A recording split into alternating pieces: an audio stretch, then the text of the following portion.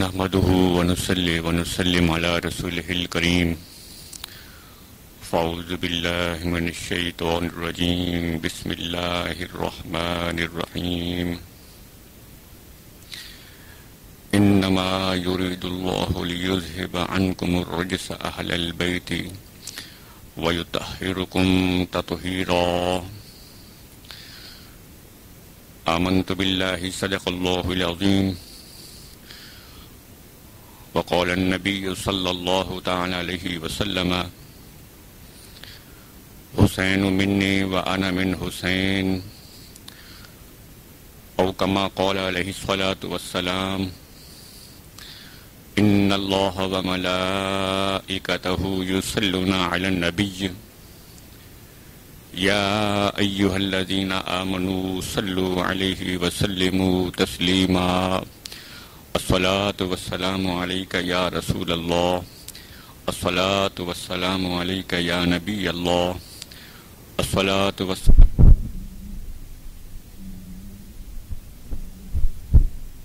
يا رحمة للعالمين،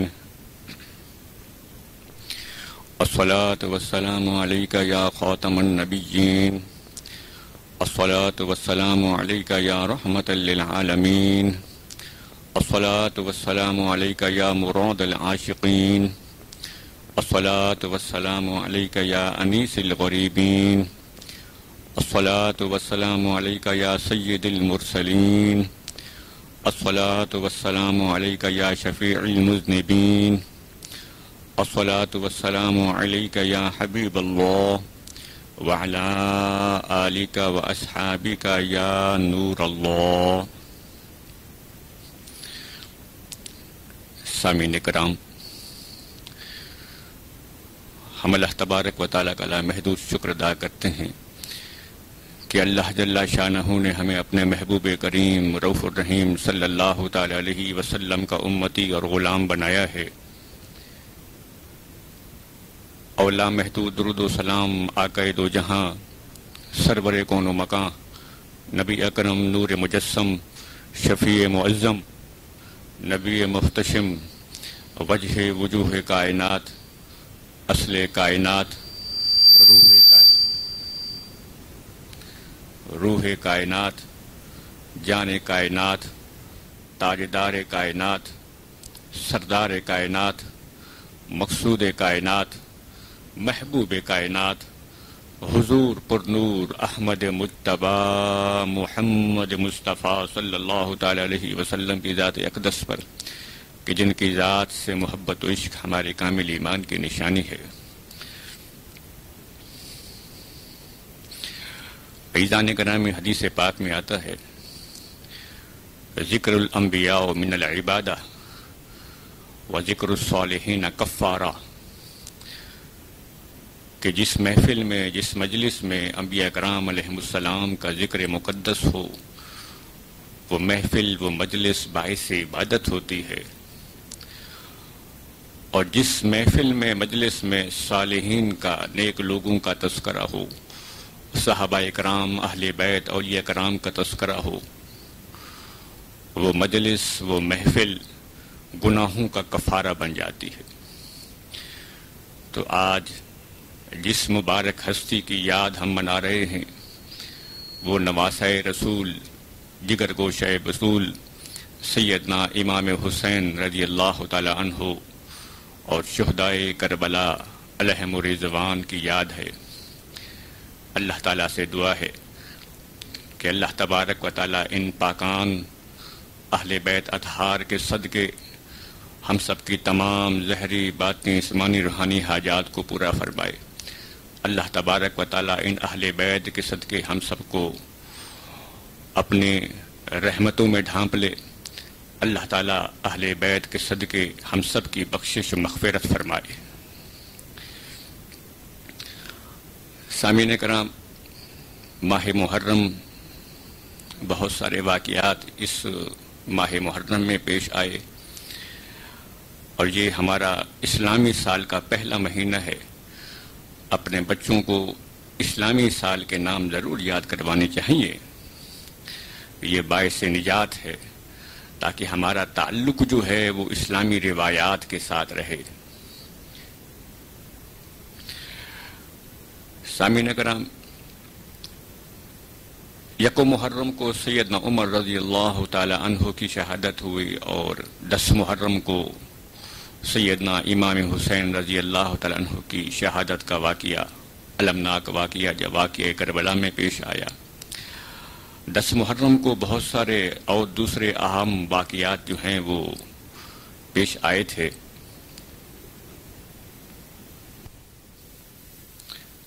تو 10 محرم کو حضرت آدم علیہ السلام اور حضرت حوا علیہ السلام کی پیدائش ہوئی، حضرت ابراہیم علیہ السلام اور سیدنا عیسیٰ علیہ نبینا علیہ السلام کی پیدائش ہوئی۔ اسی طریقے سے 10 محرم کو اللہ تبارک و تعالی نے سیدنا موسیٰ علیہ السلام کو اور بنی اسرائیل کو فرعون سے نجات دی، اور فرعون کو دریائے کلزم میں غرق کر دیا۔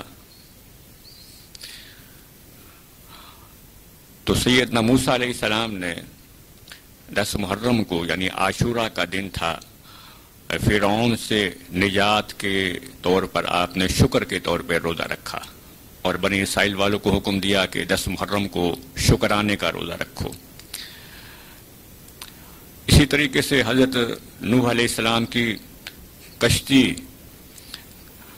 کوہ جودی پہاڑ پر لگی جب اللہ تعالیٰ نے سیدنا نوح علیہ السلام کی قوم پر سیلاب بھیجا تھا، تو آپ نے اللہ کے حکم سے کشتی جو ہے وہ بنائی تھی۔ تو کشتی جو ہے وہ 10 محرم کو جودی پہاڑ پر جا کر لگ گئی، اور اللہ تعالیٰ نے حضرت نوح علیہ السلام اور آپ کے ماننے والوں کو سیلاب سے نجات دی۔ تو وہ دن 10 محرم کا تھا۔ اسی طریقے سے تاریخ میں آتا ہے کہ سیدنا آدم علیہ السلام اور حضرت داؤد علیہ السلام کی توبہ قبول ہوئی 10 محرم کے دن کو۔ قوم یونس کی توبہ قبول ہوئی 10 محرم کو۔ حضرت ایوب علیہ السلام، ان کو اللہ تعالیٰ نے سے بیماری سے نجات دی 10 محرم کو۔ حضرت یعقوب علیہ السلام سیدنا یوسف علیہ السلام سے کئی سال تک جدا رہے، اور سیدنا یوسف علیہ السلام کی حضرت یعقوب علیہ السلام سے ملاقات ہوئی 10 محرم کو۔ اسی طریقے سے سیدنا یونس علیہ السلام کے بارے میں قرآن پاک میں آیا ہے کہ اللہ تعالیٰ نے ان کو مچھلی کے پیٹ میں ڈال دیا تھا، مچھلی کے پیٹ سے باہر آئے 10 محرم کا دن تھا۔ اسی طریقے سے اللہ تبارک و تعالی نے سیدنا عیسیٰ علیہ السلام اور سیدنا ادریس علیہ السلام دونوں کو زندہ آسمان پہ اٹھایا، آسمان پہ دونوں کو زندہ اٹھایا 10 محرم کا دن تھا۔ واقعہ کربلا پیش آیا 10 محرم کو، اور قیامت جب آئے گی تو جمعہ کا دن ہوگا اور 10 محرم کی تاریخ ہوگی۔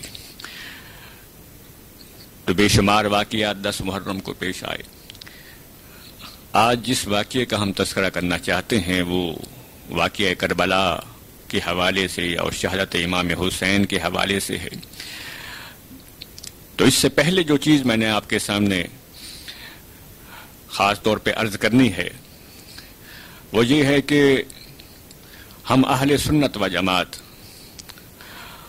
ہمارا یہ عقیدہ ہے کہ صحابہ کرام بھی ہمارے سردار ہیں، اہل بیت بھی ہمارے سردار ہیں، اور جس طرح اہل بیت کی محبت ہمارا ایمان ہے، اسی طرح صحابہ کرام کی محبت بھی ہمارا ایمان ہے۔ اسلام ما اطاعت خلفاء راشدین، ایمان ما حب آل محمد است۔ ہمارا اسلام کیا ہے کہ ہم خلفاء راشدین صحابہ کرام کی اطاعت کریں، ان سے محبت بھی کریں، ان کی اطاعت بھی کریں۔ و ایمان ما حب آل محمد است، اور ہمارا ایمان کیا ہے کہ ہم اہل بیت سے محبت کریں۔ تو دونوں کی محبت ہمارے لیے جزو ایمان ہے۔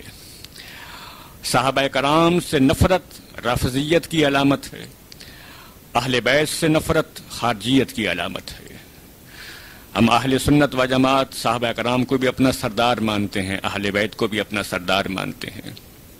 نہ ہم رافضی ہیں نہ ہم خارجی ہیں، ہمارا عقیدہ جو ہے وہ بالکل معتدل ہے۔ اسی بات کی تائید میں مکتوبات شریف میں حضرت مجدد الفسانی شیخ احمد سرہندی جو ہمارے نقشبندی سلسلے کے امام ہیں، وہ فرماتے ہیں کہ اہل بیت اطہار کی محبت جو ہے وہ ہم اہل سنت و جماعت کا جو ہے جزو ایمان ہے، قیمتی سرمایہ ہے، اور خاتمہ بالایمان، خاتمہ بالخیر کا دار و مدار ہی اہل بیت کی محبت اور اس محبت میں پختگی اور سچائی پر ہے۔ اسی طریقے سے مکتوبات شریف میں مجدد الفسانی رحمۃ اللہ تعالی علیہ بھی فرماتے ہیں کہ صحابہ کرام سے محبت بھی ہمارا ایمان ہے، ہمارا جزو ایمان ہے، اور کوئی شخص جو ہے کسی صحابی سے کوئی بغض رکھتا ہے تو گویا اپنے لیے وہ جہنم کا گڑھا کھود لیتا ہے۔ حضور پر نور علیہ الصلوۃ والسلام کا ارشاد مقدس ہے، الصحابی کالنجوم بأیہم اقتدیتم اہتدیتم، میرے صحابہ ستاروں کی طرح ہیں، تم ان میں سے کسی کی بھی اقتداء کرو گے، پیروی کرو گے، ہدایت پا جاؤ گے۔ حدیث پاک سے ثابت ہوتا ہے کہ سید عالم نور مجسم صلی اللہ تعالی علیہ وسلم نے فرمایا کہ میرے صحابہ کرام کو برا نہ کہو، کہ میرے صحابہ کرام کا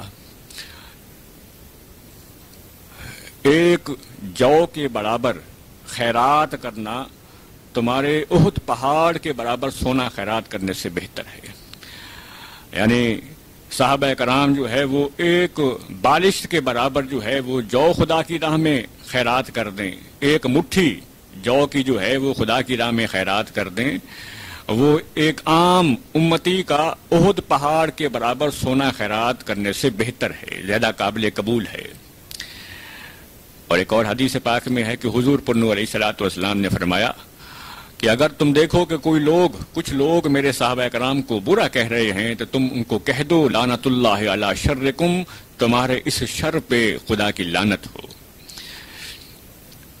تو حضور پر نور علیہ الصلوۃ والسلام صحابہ کرام کے بارے میں فرماتے ہیں کہ لوگوں میرے صحابہ کو گالی نہ دینا، میرے صحابہ کرام کے بارے میں خدا سے ڈرو، اور جو میرے صحابہ کرام سے محبت رکھتا ہے گویا مجھ سے محبت رکھتا ہے، اور جو میرے صحابہ کرام سے بغض رکھتا ہے گویا وہ مجھ سے بغض رکھتا ہے۔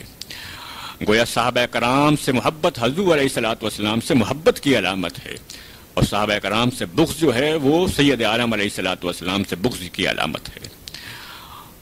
اور دیلمی شریف حدیث کی کتاب ہے، اس میں مولا علی رضی اللہ تعالیٰ عنہ کا اپنا قول ہے، خود فرماتے ہیں کہ کچھ لوگ جو ہوں گے وہ ہم اہل بیت سے محبت کا دعویٰ کریں گے، لیکن وہ اس دعوے میں جھوٹے ہوں گے کیونکہ وہ ابو بکر اور عمر کو گالی دیتے ہوں گے، اسی وجہ سے وہ ہم اہل بیت سے محبت کے دعوے میں جھوٹے ہوں گے۔ یہی حال رافضیوں کا ہے، جو سیدنا ابو بکر صدیق، سیدنا عمر اور سیدنا عثمان غنی اور تمام صحابہ کرام کو معاذ اللہ کافر سمجھتے ہیں، گالیاں دیتے ہیں اور دعویٰ اہل بیت بھی کرتے ہیں، تو ان کا یہ دعویٰ مولا علی رضی اللہ تعالیٰ عنہ کے اپنے فرمان کے مطابق جھوٹا ہے، یہ کذاب لوگ ہیں۔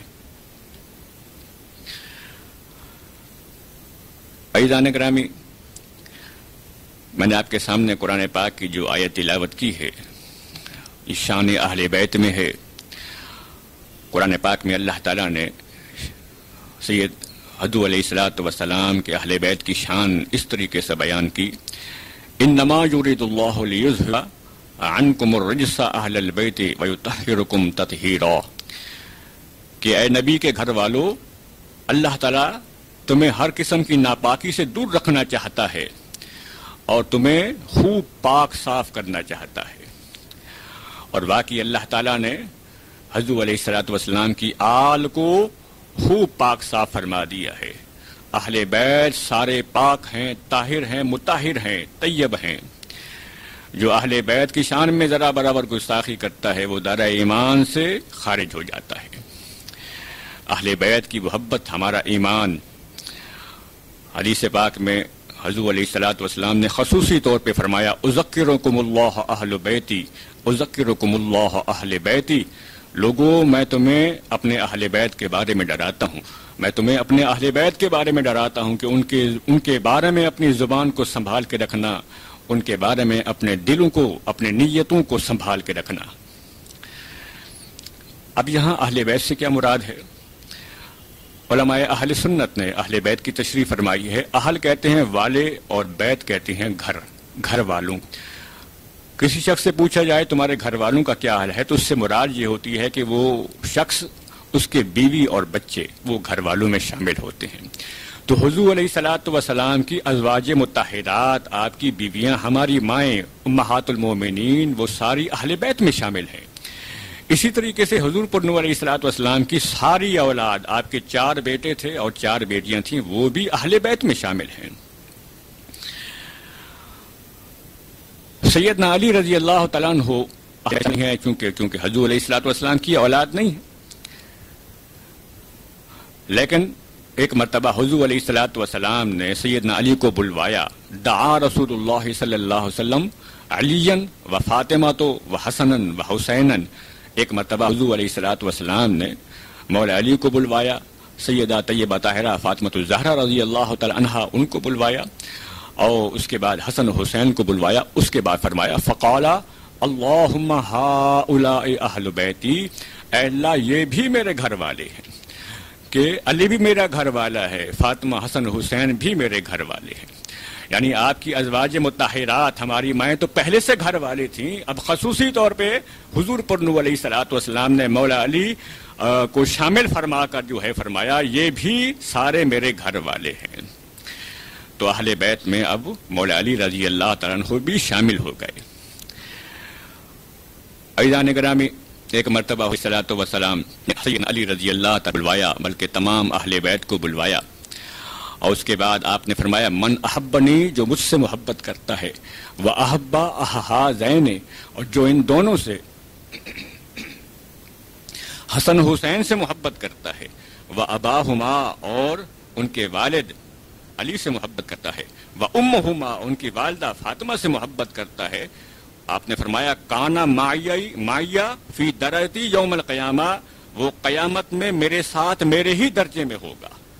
یعنی جو مجھ سے محبت کرتا ہے، جو حسنین کریمین سے محبت کرتا ہے، جو مولا علی سے محبت کرتا ہے، جو سیدہ طیبہ طاہرہ فاطمۃ الزہرا رضی اللہ تعالی عنہا سے محبت کرتا ہے، آقا علیہ الصلوۃ والسلام نے بشارت دی وہ قیامت میں میرے ساتھ میرے ہی درجے کے اندر ہوگا.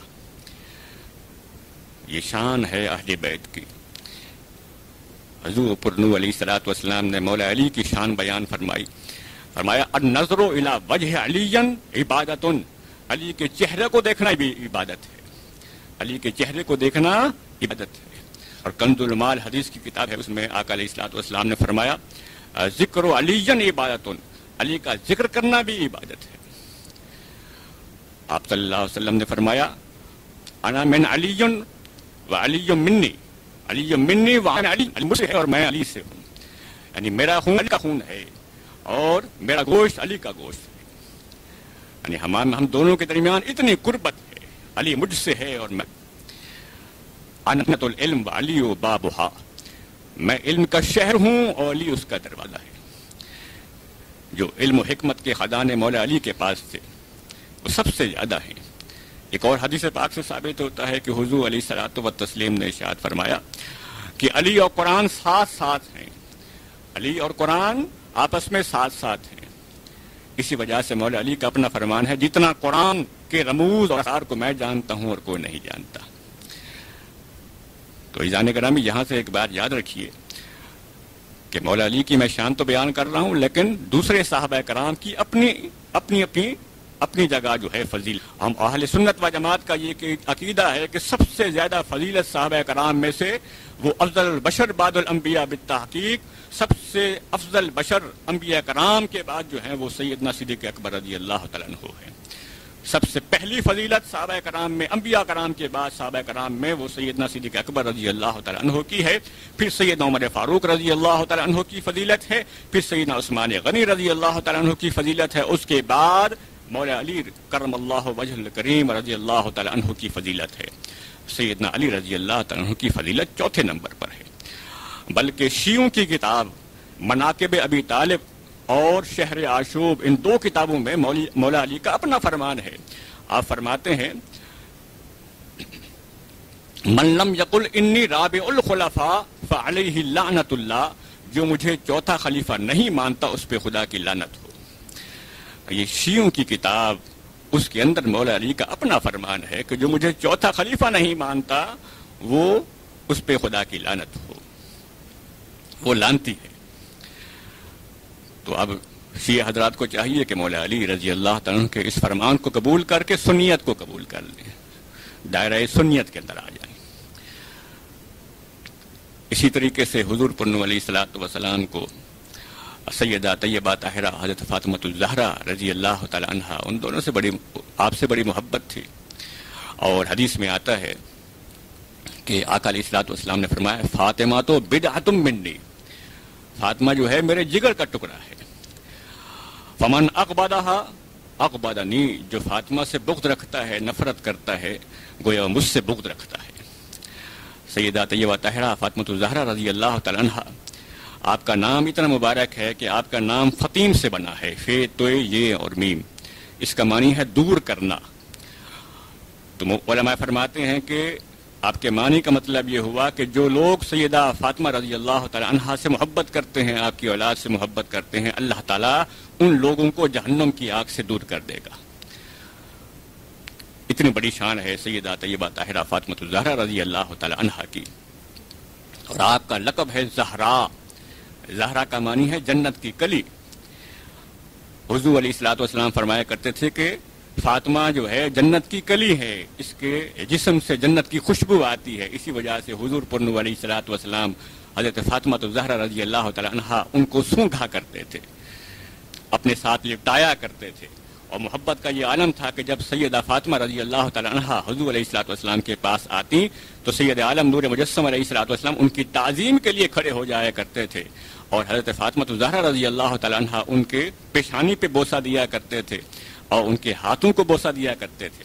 اسی طریقے سے جب حضور پر علیہ الصلوۃ والسلام حضرت فاطمہ الزہرا رضی اللہ تعالیٰ عنہا ان کے پاس ملنے کے لیے جایا کرتے تھے تو حضرت فاطمہ الزہرا رضی اللہ تعالیٰ عنہا اسی طرح آپ کی تعظیم کے لیے کھڑی ہو جاتی تھیں اور حضور علیہ الصلوۃ والسلام کے دست مبارک کو بوسہ دیا کرتی تھیں۔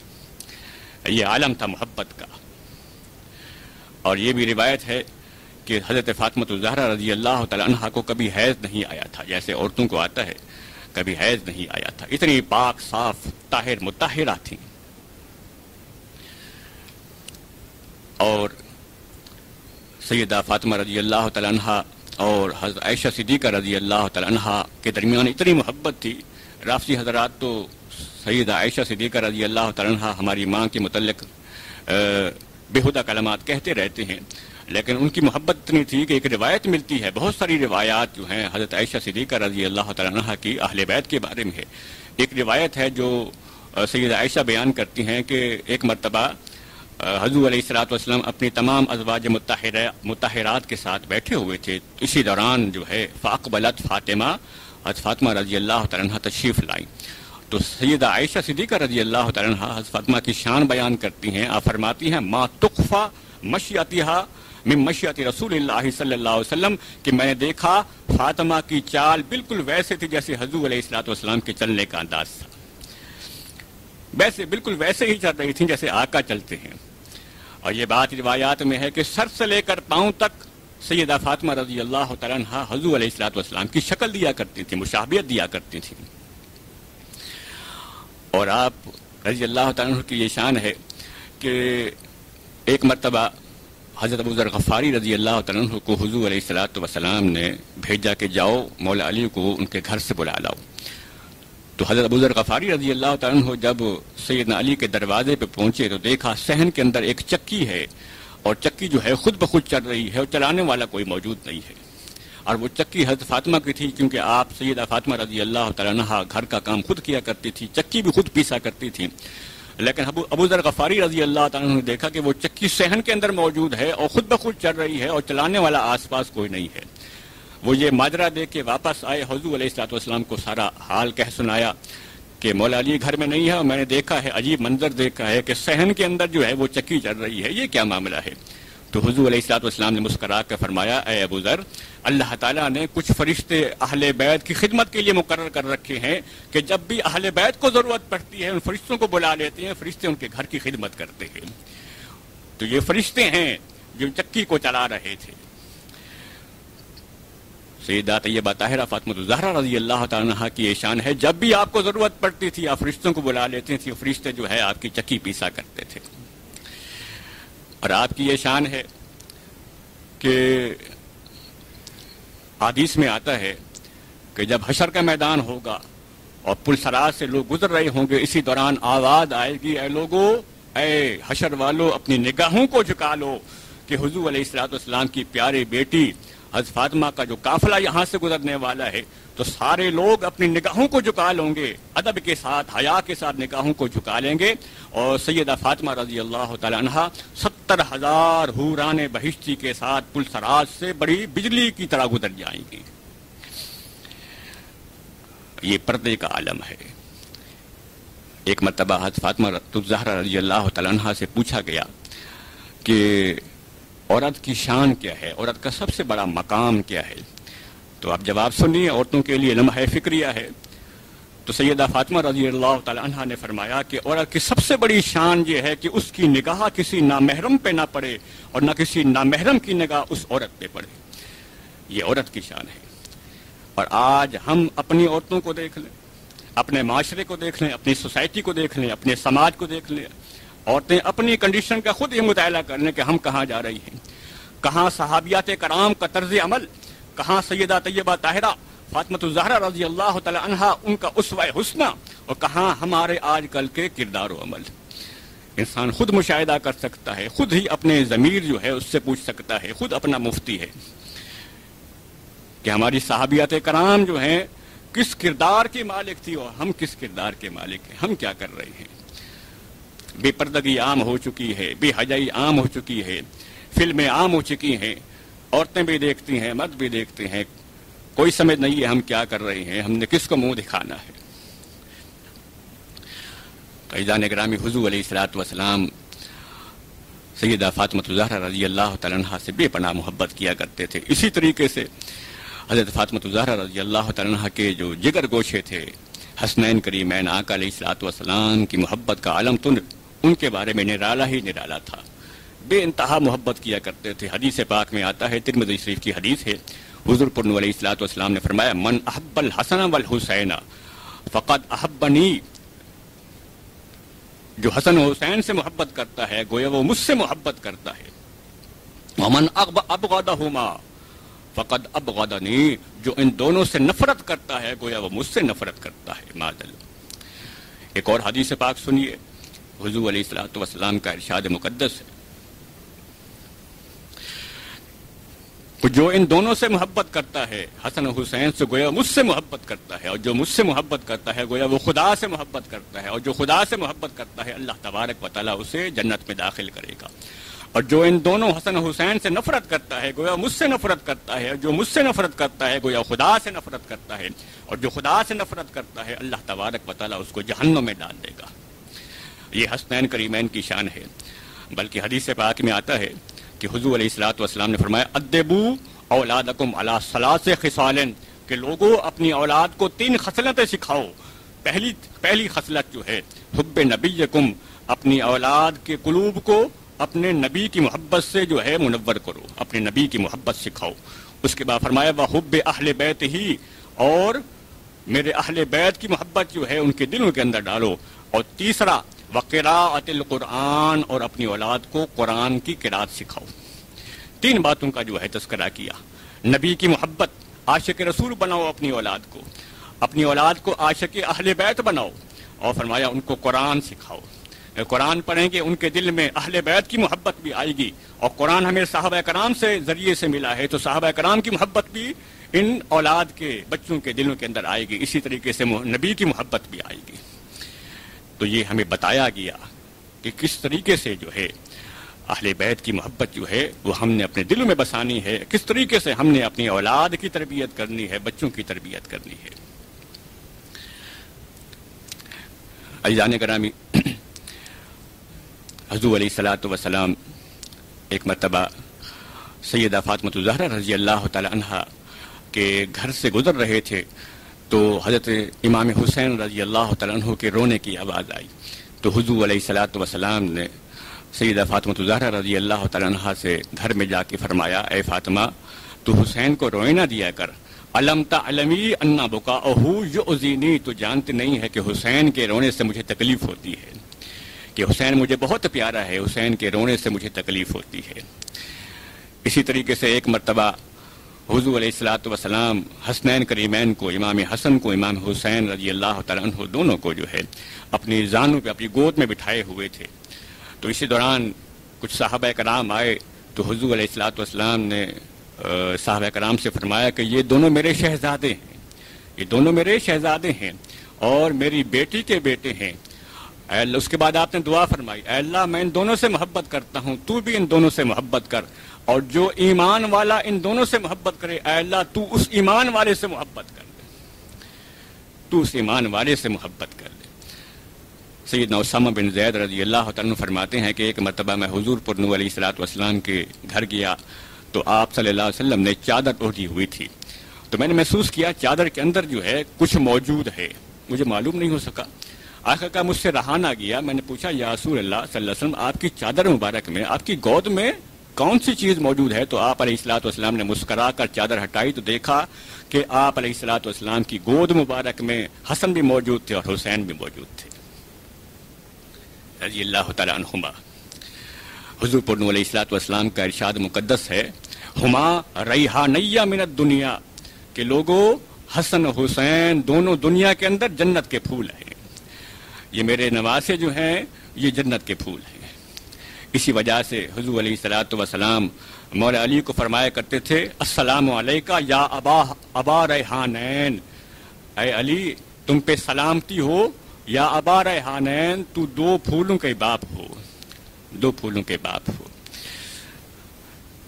یہ محبت کا عالم تھا۔ اسی وجہ سے حضور علیہ الصلوۃ والسلام جب بھی آپ کو یاد ستاتی تھی نواسوں کی تو آپ حضرت فاطمہ الزہرا رضی اللہ تعالیٰ عنہ سے فرمایا کرتے تھے، اے فاطمہ میرے دونوں نواسوں کو لے آؤ۔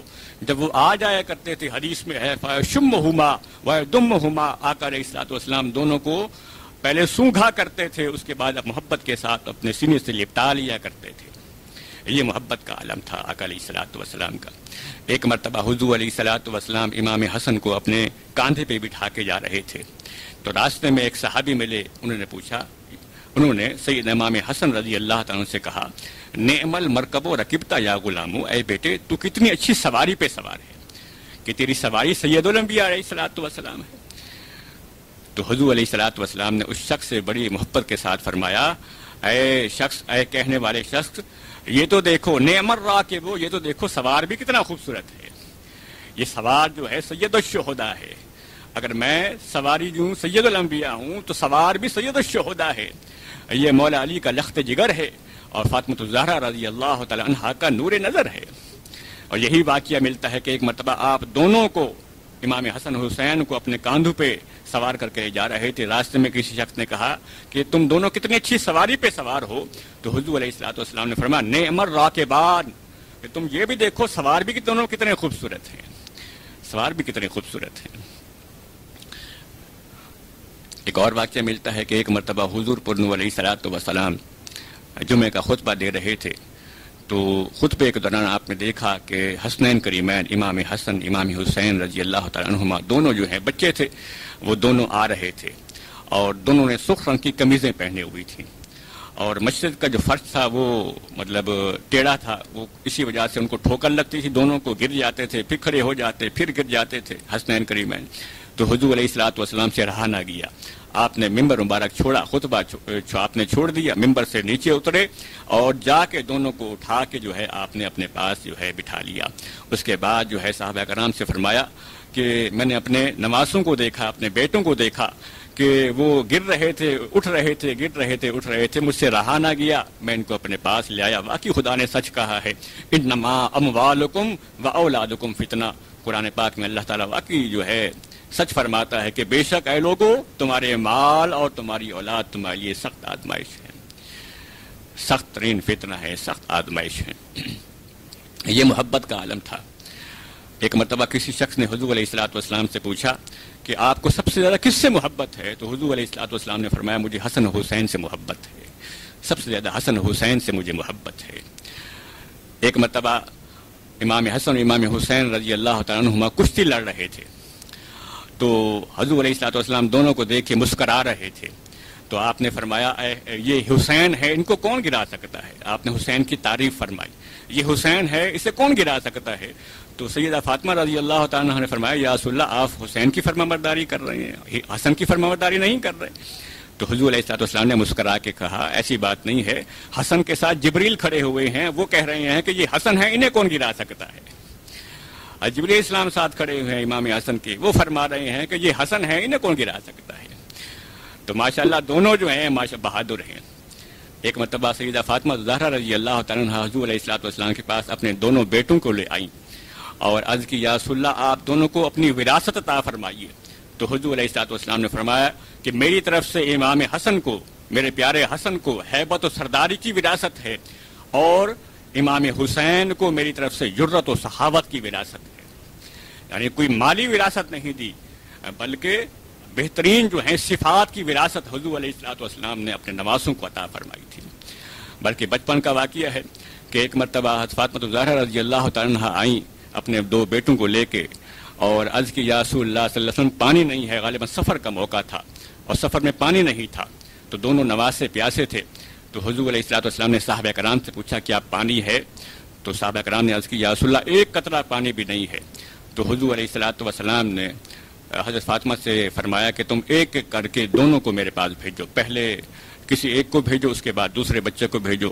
تو پہلے جو ہے امام حسن آئے تو حضور علیہ الصلوۃ والسلام نے ان کے لعاب دہن جو ہے ان کو چوسا، اپنی زبان مبارک سے چوسا، تو وہ سیراب ہو گیا، ان کی پیاس ختم ہو گئی، پھر چلے گئے۔ تو امام حسین پھر آئے تو حضور علیہ الصلوۃ والسلام نے اپنی زبان مبارک سے جو ہے امام حسین کے جو ہے لعاب کو چوسا، تو ان کی پیاس بھی ختم ہو گئی۔ تو اس طریقے سے حضور علیہ الصلوۃ والسلام نے اپنے دو نواسوں کی جو پیاس جو ہے وہ ختم کر دیا، دونوں سیراب ہو گئے۔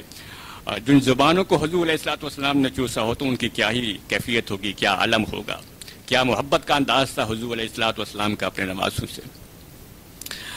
ایک مرتبہ سیدنا ابوبکر صدیق رضی اللہ تعالیٰ عنہ مولا علی رضی اللہ تعالیٰ عنہ کے ساتھ جو ہے نماز پڑھ کے واپس آ رہے تھے، تو دیکھا راستہ میں امام حسن رضی اللہ تعالیٰ عنہ وہ بچوں کے ساتھ کھیل رہے تھے۔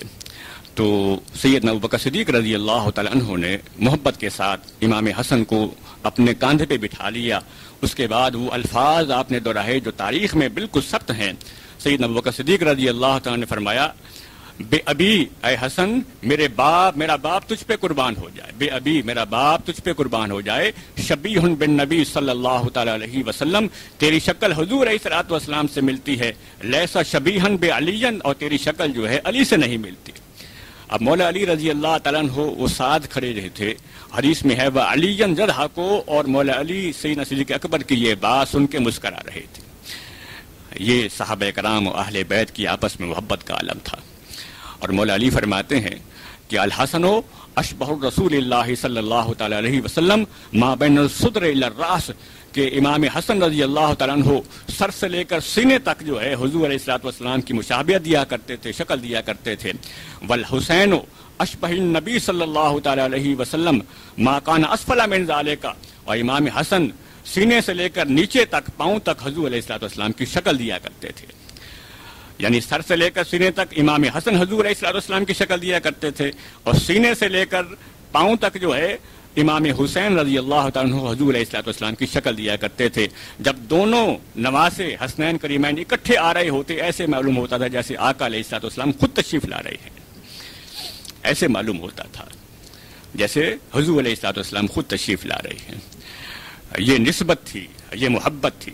حضور علیہ الصلوۃ والسلام کا ارشاد مقدس ہے الحسن والحسین سیدا شباب اہل الجنہ، حسن حسین دونوں جنتی کے نوجوانوں کے سردار ہیں، نوجوانان جنت کے سردار ہیں۔ اور فاطمہ تو سید النساء اہل الجنہ، اور فاطمہ جو ہے جنتی خواتین کی سردار ہیں۔ اسی طریقے سے ایک حدیث پاک ہے، حضور علیہ الصلوۃ والسلام نے فرمایا حسین منی و انا من حسین، حسین مجھ سے ہے اور میں حسین سے ہوں، یعنی حسین میرا ہے اور میں حسین کا ہوں۔ جو حسین سے محبت کرتا ہے گویا مجھ سے محبت کرتا ہے، اور جو حسین سے نفرت کرتا ہے گویا مجھ سے نفرت کرتا ہے۔ یہ قرب کی کیفیت تھی حضور علیہ الصلوۃ والسلام کی امام حسین رضی اللہ تعالی عنہ سے۔ سیدنا ابو ہریرہ رضی اللہ تعالی عنہ فرماتے ہیں رأیت رسول اللہ صلی اللہ تعالی علیہ وسلم یمتص لعاب الحسین کما یمتص الرجل تمر، کہ میں نے دیکھا حضور علیہ الصلوۃ والسلام امام حسین رضی اللہ تعالیٰ عنہ کے لعاب کو ایسے چوس رہے تھے جیسے ایک شخص جو ہے کھجور کو محبت کے ساتھ چوستا ہے، رغبت کے ساتھ چوستا ہے، بالکل اسی طریقے سے حضور پر علیہ الصلوۃ والسلام امام حسین کے لعاب کو چوس رہے تھے۔ تو حضور علیہ الصلوۃ والسلام اپنے نوازوں کے لعاب کو چوسا کرتے تھے، پیشانیوں کو بوسہ دیا کرتے تھے، اور حضور علیہ الصلوۃ والسلام امام حسین رضی اللہ تعالیٰ کے گلے کو چوما کرتے تھے، کیونکہ آپ کو معلوم تھا کہ حسین شہید ہو جائیں گے۔ یہ بات آپ نے پہلے سے بیان کر دی تھی کہ حسین رضی اللہ تعالیٰ شہید ہوں گے۔ ایک مرتبہ حضور علیہ الصلوۃ والسلام اپنی ایک ران مبارک پر امام حسین کو بٹھائے ہوئے تھے، اور دوسری ران مبارک پر جو ہے وہ اپنے بیٹے حضرت ابراہیم رضی اللہ تعالیٰ کو بٹھائے ہوئے تھے، اور دونوں کو پیار کر رہے تھے۔ اسی دوران حضرت جبرائیل آئے اور انہیں عرض کی، یا رسول اللہ صلی اللہ علیہ وسلم، اللہ تعالیٰ نے جو ہے یہ فیصلہ کیا ہے کہ ان دونوں میں سے ایک کو واپس لے لوں۔ اب یہ اختیار آپ کے پاس ہے کہ آپ امام حسین کو خدا کے پاس جانے دیتے ہیں یا اپنے بیٹے کو واپس جانے دیتے ہیں، یہ فیصلہ آپ پہ ہے۔ تو حضور علیہ الصلوۃ والسلام نے سوچا کہ اگر میں امام حسین کا فیصلہ کرتا ہوں تو فاطمہ کو تکلیف ہوگی، میری بیٹی کو تکلیف ہوگی، اور اگر ابراہیم کا فیصلہ کرتا ہوں تو فقط مجھے تکلیف ہوگی۔ تو آپ صلی اللہ تعالیٰ علیہ وسلم نے فیصلہ فرما دیا کہ ابراہیم کو واپس لے لیا جائے۔ تو 3 روز کے بعد جو ہے حضرت ابراہیم رضی اللہ تعالیٰ جو آپ صلی اللہ علیہ وسلم کے بیٹے تھے، ان کو جو ہے اللہ تعالیٰ نے واپس لے لیا، ان کی وفات ہو گئی۔ یہ محبت تھی حضور علیہ الصلوۃ والسلام کی امام حسین سے، اہل بیت سے۔ اسی طرح ایک واقعہ ملتا ہے کہ حسنین کریمین چھوٹے سے تھے، تو رمضان المبارک کی آخری تاریخ تھی، دونوں بچے اپنی والدہ حضرت فاطمہ الزہرا رضی اللہ تعالیٰ عنہ ان کے پاس تشریف لائے اور کہا، ہماری والدہ کل عید کا دن ہمارے پاس جوڑے نہیں ہیں، عید کے جوڑے نہیں ہیں، باقی سارے لوگ جو ہیں بچے جوڑے پہنیں گے، ہمارے پاس جوڑے نہیں ہیں، ہمیں جوڑے دے دیں۔ تو آپ کی والدہ نے فرمایا کہ انشاءاللہ تمہیں کل جوڑے مل جائیں گے۔ حالانکہ گھر میں جوڑے نہیں تھے، عید کے نئے جوڑے نہیں تھے۔ تو اس کے بعد جو ہے حضرت فاطمہ الزہرا رضی اللہ تعالیٰ عنہ نے دعا کی، اے اللہ میں نے جو ہے بچوں سے وعدہ کر لیا ہے، یہ تیرے نبی کے نواسے ہیں، اب تو میرے اس وعدے کی لاج رکھ لے۔ تو روایات میں آتا ہے کہ صبح کی نماز کے بعد جو ہے دروازہ کھٹکا تو باہر سے آواز آئی، میں اہل بیت کا درزی ہوں، یہ شہزادوں کے 2 جوڑے میں لے کے آیا ہوں۔ تو وہ جوڑے جو ہے ایک شخص دے گیا۔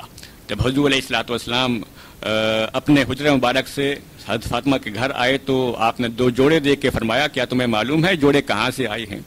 حضرت فاطمہ الزہرا رضی اللہ تعالیٰ نے فرمایا کہ مجھے معلوم نہیں ہے۔ تو آقا علیہ الصلوۃ والسلام نے فرمایا کہ یہ اللہ تبارک و تعالیٰ نے جنت کے جوڑے جو ہیں حضرت جبرائیل السلام کے ذریعے سے میرے نواسوں کے لیے بھیجے ہیں، یہ جنتی جوڑے ہیں جو اللہ تعالیٰ نے میرے نواسوں کے لیے بھیجے ہیں۔ جو اللہ تعالیٰ بھی اہل بیت سے پیار کرتا ہے، حسنین کریمین سے پیار کرتا ہے۔ اسی طرح ایک بڑا خوبصورت ایمان افروز واقعہ ہے کہ ایک مرتبہ امام حسن و حسین نے تختیاں لکھی، جس طرح بچے تختیاں لکھتے ہیں۔ تو تختیاں لکھنے کے بعد جو ہے اب دونوں کے درمیان جو ہے اب یہ فیصلہ ہونے لگا کہ کس کا خط اچھا ہے۔ تو دونوں جو ہے پہلے حضور علیہ الصلوۃ والسلام کی بارگاہ میں حضور یا رسول اللہ صلی اللہ علیہ وسلم آپ فیصلہ فرمائیے، ہم دونوں میں سے خط کس کا اچھا ہے؟ حضور علیہ الصلوۃ والسلام نے مسکرا کے کہا کہ ایسا کرو، آپ دل نہیں توڑنا چاہتے تھے، آپ نے فرمایا ایسا کرو مولا علی کے پاس چلے جاؤ، اپنے باپ کے پاس، والد محترم کے پاس چلے جاؤ، وہ فیصلہ کر دیں گے۔ وہ دونوں مولا علی کے پاس آئے، مولا علی نے مسکرا کے کہا جاؤ اپنی والدہ کے پاس چلے جاؤ، وہ فیصلہ کر دیں گے۔ تو وہ دونوں بچے جو ہیں وہ سیدہ فاطمہ الزہرا رضی اللہ تعالیٰ عنہا کے پاس آئے تو ان سے کہا کہ آپ فیصلہ فرمائیے کہ ہم میں سے دونوں کا خط کس کا اچھا ہے؟ تو حضرت فاطمہ الزہرا رضی اللہ تعالیٰ نے فرمایا کہ میرے پاس 7 موتی ہیں، میں ان موتیوں کے ہوا میں اچھالتی ہوں، جس کی تختی کے اوپر 4 موتی گر گئے تو وہ جو ہے اس کا خط اچھا ہوگا۔ 7 موتی تھے، ایک پہ 3 موتی گریں گے، دوسرے پہ 4 گریں گے، جس کے تختی پہ 4 موتی گر گئے تو اس کا خط اچھا ہوگا۔ تو آپ نے جو ہے سیدہ فاطمہ نے وہ 7 موتی ہوا میں جو ہے اچھالے، تو جب وہ موتی واپس گرے تو 3 موتی جو ہیں امام حسن کی تختی پہ تھے اور 3 موتی امام حسین کی تختی پہ تھے، اور ایک موتی جو ہے وہ ہوا میں کچھ دیر معلق رہا۔ اس کے بعد اللہ تعالیٰ نے حضرت جبرائیل اسلام کو حکم دیا کہ اس ایک موتی کو جو ہوا میں معلق ہے اس کو توڑ کے آدھا جو ہے دونوں کی تختیوں پہ رکھ دو۔ تو اس طریقے سے اللہ تعالیٰ نے فیصلہ فرما دیا کہ دونوں کا خط اچھا ہے۔ کسی کا دل توڑنا نہیں چاہا، نہ امام حسن کا دل توڑنا چاہا اللہ تعالیٰ نے، نہ امام حسین کا توڑنا چاہا۔ تو بارگاہ خداوندی سے یہ فیصلہ ہوا، یہ محبت کا عالم تھا اہل بیت سے، اللہ تبارک و تعالیٰ کی محبت کا عالم تھا۔ اسی طرح ایک واقعہ ملتا ہے کہ ایک شخص نے حضور علیہ الصلوۃ والسلام کو ایک بکری جو ہے وہ تحفے کے طور پہ دی، بکری کا بچہ تھا، تو آپ نے، امام حسن موجود تھے، تو آپ نے وہ بکری کا بچہ امام حسن کو دے دیا۔ وہ گھر لے گئے بکری کے بچے کو، تو امام حسین نے دیکھا تو وہ نے کہا یہ بکری کہاں سے آئی ہے؟ تو امام حسن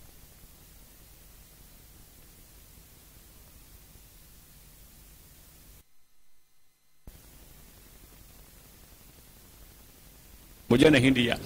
تو ابھی یہ بات کرتے کرتے رونے ہی لگے تھے تو دور سے دیکھا کہ ایک ہرنی جو ہے اپنے بچے کے ساتھ دوڑتی ہوئی آ رہی ہے، اور وہ ہرنی جو ہے وہ آئی اور حضور علیہ الصلوۃ والسلام کی بارگاہ میں بولنے لگی اور فریاد کرنے لگی، یا رسول اللہ صلی اللہ علیہ وسلم، وہ پہلا بچہ بھی میرا تھا، اب یہ دوسرا بچہ میں خصوصی طور پہ حسین کے لیے لے کے آئی ہوں۔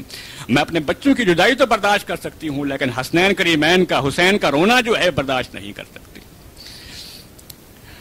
یہاں سے معلوم یہ ہوا حضور علیہ الصلوۃ والسلام جانور کی بولیاں بھی جانتے ہیں، آپ جانتے ہیں جانور کی بولیاں۔ اور حسنین کریمین کی محبت کا یہ عالم تھا کہ حضور علیہ الصلوۃ والسلام جب نماز پڑھتے تھے تو بعض اوقات سجدے میں جاتے تھے تو دونوں حسنین کریمین، دونوں شہزادے حضور علیہ الصلوۃ والسلام کی پشت مبارک پہ سوار ہو جاتے تھے، تو حضور علیہ الصلوۃ والسلام سجدہ جو ہے طویل فرما دیا کرتے تھے۔ ایک مرتبہ آپ صحابہ کرام کو نماز پڑھا رہے تھے، اسی دوران امام حسین رضی اللہ تعالیٰ عنہ آئے اور حضور علیہ الصلوۃ والسلام کی پشت مبارک پہ سجدے کے عالم میں جو ان پہ سوار ہو گئے، تو آپ نے سجدہ طویل فرما دیا۔ تو کافی دیر جو ہے آپ نے سجدہ طویل فرما لیا۔ اس کے بعد امام حسین خود اترے تو حضور علیہ الصلوۃ والسلام نے سجدے سے سر اٹھایا اور بقیہ نماز ادا کی۔ تو صحابہ کرام نے بعد نماز پوچھا، یا رسول اللہ صلی اللہ علیہ وسلم، کیا اللہ تعالیٰ نے طویل سجدوں کا حکم دے دیا ہے یا اس سجدے کے عالم میں آپ پہ وحی نازل ہو رہی تھی؟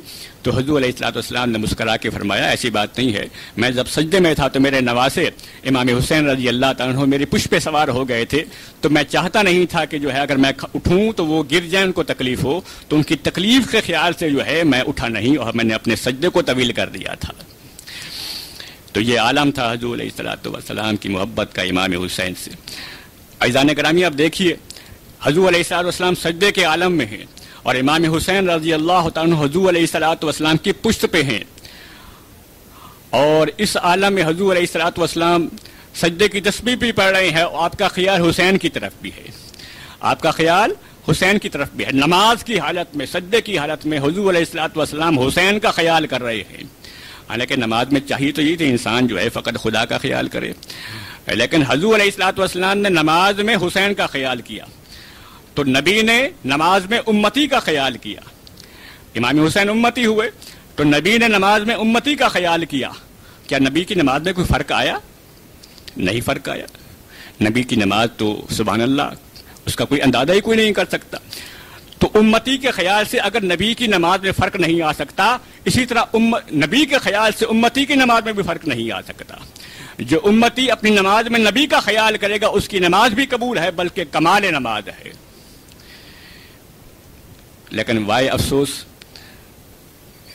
مولوی شاہ اسماعیل دہلوی جو اہل حدیث اور دیوبندیوں کا امام ہے، اس نے اپنی کتاب صراط مستقیم کے اندر لکھا ہے کہ معاذ اللہ ثم معاذ اللہ، نماز کے اندر نبی کا خیال کرنا یہ گدھے اور بیل کے خیال سے بھی معاذ اللہ بدتر ہے۔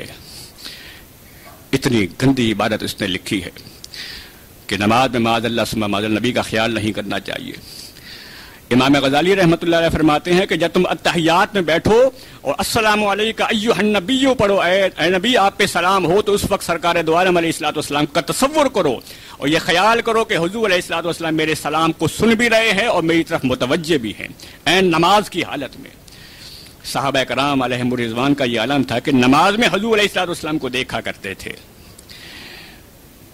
تو نماز کے اندر اگر نبی کا خیال آ گیا تو امتی کی نماز میں فرق نہیں پڑتا، بلکہ امتی کی نماز وہی قبول ہے جس میں سرکار کا خیال آ جائے۔ عزیزان گرامی، اب اس واقعے میں دوسری چیز دیکھیے، دوسرا نقطہ دیکھیے کہ امام حسین حضور علیہ الصلوۃ والسلام کی پشت پہ سوار ہیں۔ حضور علیہ الصلوۃ والسلام نے امام حسین کا خیال کیا۔ اب یہ بتائیے کیا حضور علیہ الصلوۃ والسلام کی نماز میں دنیا کا خیال آ سکتا ہے؟ ہماری نمازوں میں تو دنیا کی بہت ساری باتیں آ جاتی ہیں، کیا نبی علیہ الصلوۃ والسلام کی نماز میں دنیا کا خیال آ سکتا ہے؟ سوال ہی پیدا نہیں ہوتا۔ دنیا کو تو آپ نے چھوڑ دیا تھا، دنیا تو آپ کی طرف آتی ہی نہیں تھی۔ اس کے باوجود حضور علیہ الصلوۃ والسلام نے حسین کا خیال کیا۔ اگر حسین کو دنیا کہتے ہو تو نبی کی نماز میں فرق آتا ہے، نبی کی نماز پہ اعتراض ہوتا ہے، کیونکہ نبی کی نماز میں دنیا کا خیال آ ہی نہیں سکتا۔ تو معلوم یہ ہوا حسین دنیا نہیں، حسین دین ہے۔ نبی نے نماز کے اندر حسین کا خیال کیا، یعنی دین کا خیال کیا۔ دین است حسین، دین پناہ است حسین، شاہ است حسین، شاہ است حسین، بادشاہ است حسین، سرداد نداد دست در دست یزید، حقہ کے بنائے لا الہ ہست حسین۔ حسین دین ہے، حسین نے دین کی خاطر اپنی جان قربان کر دی۔ عزیزان گرامی، سیدنا امام حسین رضی اللہ تعالیٰ عنہ کی شہادت کی خبر پہلے سے مشہور ہو چکی تھی، بلکہ آپ کی پیدائش کا ایک واقعہ ہے کہ حضور علیہ الصلوۃ والسلام کی چچی ام الفضل انہوں نے خواب دیکھا اور اس کے بعد بارگاہ مصطفیٰ میں حاضر ہوئی، یا رسول اللہ میں نے ایک انتہائی پریشان کن خواب دیکھا ہے۔ حضور علیہ الصلوۃ والسلام نے فرمایا کہ تم عرض کرو، تم بیان کرو۔ تو انہوں نے بیان کیا، یا رسول اللہ صلی اللہ علیہ وسلم، میں نے دیکھا ہے کہ آپ صلی اللہ تعالیٰ علیہ وسلم کے جسم مبارک سے ایک گوشت کا ٹکڑا کٹا گیا ہے اور وہ میری گود میں آ گرا ہے۔ تو حضور علیہ الصلوۃ والسلام نے مسکرا کے کہا، تم نے بہت اچھا خواب دیکھا ہے کہ اس کی تعبیر یہ ہے کہ میری بیٹی حضرت فاطمہ الزہرا رضی اللہ تعالیٰ عنہا کا ایک بیٹا پیدا ہوگا اور تم اس کی پرورش کرو گی۔ تو اس کے کچھ ہی دنوں کے بعد جو ہے حضرت حسین رضی اللہ تعالیٰ عنہ پیدا ہوئے اور ان کی تربیت وہ ام الفضل آپ صلی اللہ علیہ وسلم کی چچی نے کی۔ یہی ام الفضل بیان کرتی ہیں، جب امام حسین بڑے ہوئے اور تھوڑے سے بڑے ہوئے تو میں امام حسین کو لے گئی حضور علیہ الصلوۃ والسلام کی بارگاہ میں، اور امام حسین کو حضور علیہ الصلوۃ والسلام کی گود میں بٹھا لیا۔ تو میں نے دیکھا کہ حضور علیہ الصلوۃ والسلام کی آنکھوں مبارک سے آنسو بہہ رہے تھے۔ تو آپ صلی اللہ علیہ وسلم سے میں نے پوچھا، یا رسول اللہ آپ کیوں رو رہے ہیں؟ تو آقا علیہ الصلوۃ والسلام نے غمناک ہو کے فرمایا کہ میری امت جو ہے میرے اس بیٹے کو قتل کر دے گی، شہید کر دے گی۔ تو ام الفضل آپ کی چچی نے دوبارہ پوچھا، یا رسول اللہ اس حسین کو قتل کر دے گی، شہید کر دے گی؟ تو حضور علیہ الصلوۃ والسلام نے فرمایا کہ ہاں، میرے حسین کو میری امت کے لوگ جو ہیں وہ قتل کر دیں گے۔ اور حضرت جبرائیل السلام جو ہیں وہ اس جگہ کی جہاں حسین قتل کیے جائیں گے، شہید کیے جائیں گے، وہاں کی سرخ مٹی میرے پاس لائی ہے، وہ مٹی میرے پاس موجود ہے۔ گویا حضور علیہ الصلوۃ والسلام نے پہلے خبر دی تھی کہ حسین شہید ہوں گے۔ ایک اور حدیث سے ثابت ہوتا ہے کہ حضور علیہ الصلوۃ والسلام نے فرمایا کہ مقام تف پر میرے بیٹے حسین کو شہید کیا جائے گا۔ توئے اور فیر، یہ تف وہی مقام ہے جسے آج کربلا کہتے ہیں۔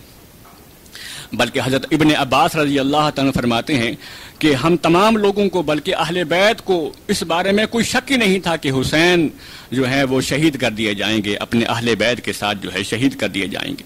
گویا آپ کی شہادت کی خبر پہلے سے جو ہے بچپن ہی سے آپ کی شہادت کی خبر مقبول ہو چکی تھی، مشہور ہو چکی تھی۔ اس کے باوجود جو ہے اہل بیت کا خاندان صبر و تسلیم و رضا کا جو ہے وہ خاندان تھا، اسی وجہ سے وہ راضی برضا تھے۔ جیسے خدا نے حکم فرما دیا ہے ویسے ہی ہم جو ہے خدا کی رضا پہ راضی ہوتے ہیں۔ اسی وجہ سے کسی نے بھی سیدنا امام حسین رضی اللہ تعالیٰ کی شہادت کو ہٹانے کے بارے میں دعا نہیں کی۔ اور مولا علی رضی اللہ تعالیٰ کا بھی ایک فرمان ہے کہ ایک مرتبہ حضرت علی کرم اللہ وجہ کریم ایک سفر میں جا رہے تھے، تو آپ اس مقام پہ پہنچے جہاں سیدنا امام حسین رضی اللہ تعالیٰ شہید کر دیے جائیں گے۔ تو آپ نے اپنے قافلے والوں سے کہا کہ یہ وہ مقام ہے جہاں میرے بیٹے حسین کو شہید کیا جائے گا۔ بلکہ حدیث میں آتا ہے کہ مولا علی رضی اللہ تعالیٰ نے پہلے اس مقام پر، کربلا کے مقام پہ جا کے فرمایا، اور آپ نے اپنے چھڑی سے نشاندہی کی کہ یہ وہ مقام ہے جہاں اہل بیت کے اونٹ باندھے جائیں گے، یہاں ان کے کجاوے رکھے جائیں گے، یہاں آل محمد کا خون بہے گا، یہاں اہل بیت شہید ہوں گے اور زمین و آسمان ان کی شہادت پہ روئیں گے۔ یہ مولا علی نے پہلے فرما دیا تھا۔ بلکہ اس مقام کربلا پہ پہنچ کے مولا علی نے فرمایا، اے مقام کربلا، تجھ پہ وہ لوگ شہید ہوں گے کہ جن لوگوں کو اللہ تبارک و تعالیٰ بلا حساب کتاب جنت عطا فرمائے گا۔ سارے اہل بیت جنتی ہیں، جنت عطا فرمائے گا، بلا حساب کتاب عطا فرمائے گا۔ تو اہل بیت اور خصوصاً امام حسین رضی اللہ تعالیٰ عنہ کی جو شہادت کی خبر پہلے سے جو ہے وہ مشہور ہو چکی تھی صحابہ کرام کے درمیان جو ہے، اور اسی فضا میں جو ہے آپ نے پرورش پائی تھی۔ اسی طریقے سے جو یزید کا کردار ہے وہ بھی انتہائی گھناؤنا کردار ہے، اور یزید جو تھا وہ حضرت امیر معاویہ رضی اللہ عنہ کا جو بیٹا تھا، لیکن انتہائی ناخلف بیٹا تھا۔ جس طرح سیدنا نوح علیہ السلام کا بیٹا کافر ہو گیا تھا، اسی طرح سیدنا امیر معاویہ رضی اللہ عنہ کا یہ بیٹا یزید جو ہے یہ فاسق تھا، فاجر تھا، شراب پیتا تھا، اس نے اپنے زمانے میں سود کو عام کر دیا تھا، نمازوں کی کوئی پرواہ نہیں تھی، حج، زکوٰۃ، اس قسم کے تمام شاعر جو ہے ان کو کھلم کھلا اعلانیہ جو ہے ان کی تصدیق کی جاتی تھی، اور بھائی اور بہن کا نکاح اس نے عام کر دیا تھا، اتنی اس نے ضلالت و گمراہی عام کر دی تھی۔ اور یہ اس کے بارے میں ابن کثیر نے روایات پیش کی ہیں کہ وہ کتے لڑوایا کرتا تھا، ریچھ لڑوایا کرتا تھا، آزار خیال تھا اور بے انتہا شرابی تھا۔ اس کے دور میں زناکاری جو ہے، لواطت، بدکاری، حرام کاری عام ہو گئی تھی۔ تو اس شخص نے جو ہے بے پناہ جو ہے مسلمانوں پہ ظلم کیا تھا۔ حضرت عبداللہ بن حنظلہ رضی اللہ عنہ وہ فرماتے ہیں کہ ہم نے یزید کی اس وجہ سے مخالفت کی تھی کہ ہمیں اس وقت ہم نے اس کی مخالفت کی تھی کہ ہمیں یہ ڈر پڑ گیا تھا کہ اس کے ظلم کی وجہ سے، بدکاریوں کی وجہ سے آسمان سے ہم پر پتھر نہ برسنے لگے۔ یہ یزید کی یعنی کہ ظلم کا عالم تھا۔ اور ایک مرتبہ حضرت عمر بن عبدالعزیز رحمۃ اللہ تعالی علیہ ان کا زمانہ کا واقعہ ہے کہ کسی شخص نے یزید کو جو ہے دربار کے اندر امیر المومنین کہا، تو حضرت عمر بن عبدالعزیز رحمۃ اللہ تعالی علیہ نے اس شخص کو جس نے امیر المومنین کہا تھا 20 کوڑے لگوائے تھے کہ تم نے یزید کو امیر المومنین کیوں کہا ہے۔ یعنی بعد میں آنے والے لوگ بھی یزید پہ جو ہے وہ نفرت کیا کرتے تھے، تحقیر جو ہے اس کے ساتھ پیش آیا کرتے تھے۔ سیدنا ابو ہریرہ رضی اللہ عنہ کی وفات جو ہے 59 ہجری میں ہے، تو یہ واقعہ کربلا 61 ہجری میں پیش آیا تھا۔ تو سیدنا ابو ہریرہ رضی اللہ عنہ نے دعا کی تھی کہ اے اللہ میں پناہ مانگتا ہوں 60 ہجری کے آغاز سے اور لڑکوں کی حکومت سے، کہ 60 ہجری میں یزید جو ہے وہ تخت حکومت پہ بیٹھا تھا اور وہ ابھی نوجوان لڑکا تھا، تو ابو ہریرہ رضی اللہ عنہ نے پناہ مانگی تھی اس حکومت سے۔ اسی وجہ سے اللہ تعالیٰ نے آپ کی دعا قبول فرمائی، آپ 59 ہجری میں جو ہے آپ کی وفات ہوئی۔ اور حدیث سے ثابت ہوتا ہے، ابو یعلا مسند ابو یعلا میں یہ حدیث پاک ہے، حضور علیہ الصلوۃ والسلام کا ارشاد مقدس ہے کہ میری سنت کو تبدیل کرنے والا پہلا شخص بنو امیہ کا ہوگا جس کا نام یزید ہوگا۔ اسی طریقے سے ایک اور حدیث کی کتاب میں روایت ہے کہ حضور علیہ الصلوۃ والسلام نے فرمایا کہ میری امت عدل انصاف پہ قائم رہے گی اور اس میں سب سے پہلا رخنہ اندازی کرنے والا بنو امیہ کا شخص ہوگا جس کا نام یزید ہوگا۔ یزید کا نام لے کے حضور علیہ الصلوۃ والسلام نے فرمایا کہ میری سنت کو پہلے تبدیل کرنے والا وہ شخص، اس کا نام یزید ہوگا۔ تو یزید ملعون جو ہے امام حسین رضی اللہ عنہ اہل بیت پہ بے پناہ جو ہے وہ ظلم کیے تھے اور قتل کا حکم دیا تھا، اور ہماری اہل سنت کی عقائد کی کتابوں میں موجود ہے قد کفر یزید حین امر قتل حسین، کہ یزید اس وقت سے کافر ہو گیا جب سے اس نے امام حسین رضی اللہ عنہ کے قتل کا حکم دیا تھا۔ تو یزید ملعون جو ہے وہ دائرہ اسلام سے خارج ہے، کہ جس نواز رسول کو حضور علیہ الصلوۃ والسلام کی محبت کا یہ عالم تھا کہ وہ نواسے روتے تھے، حضور علیہ الصلوۃ والسلام کو تکلیف ہوتی تھی، اے فاطمہ میرے حسین کو روئے نہ دیا کرو، اس کے روئے سے مجھے تکلیف ہوتی ہے۔ تو یزید نے امام حسین پہ کتنا ظلم کیا، اہل بیت پہ کتنا ظلم کیا۔ تو جو نبی علیہ الصلوۃ والسلام کو تکلیف دیتا ہے اس کے لیے دنیا میں بھی جہنم ہے، آخرت میں بھی جہنم ہے، دنیا میں بھی اس کے لیے عذاب ہے، آخرت میں اس کے لیے عذاب ہے۔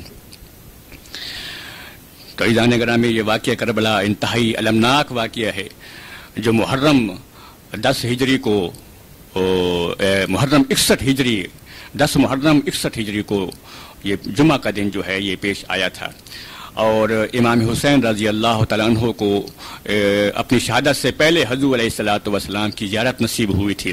تو حضور پر نور علیہ الصلوۃ والسلام نے امام حسین سے فرمایا کہ تمہیں اب شہادت مل جائے گی، تم اب شہید ہو جاؤ گے کربلا کے میدان میں۔ آپ اس وقت کربلا کے میدان میں تھے، تو اس وقت آپ کو وہاں زیارت ہوئی، تو حضور علیہ الصلوۃ والسلام نے شہادت کی خبر دی اور بڑی محبت کے ساتھ امام حسین کے سینے پہ ہاتھ پھیر کے امام حسین کے لیے دعا فرمائی، اللہم آت الحسین صبرا و اجرا، اے اللہ حسین کو صبر بھی عطا کر اور اجر بھی عطا کر، حسین کو صبر بھی عطا کر اور اجر بھی عطا کر۔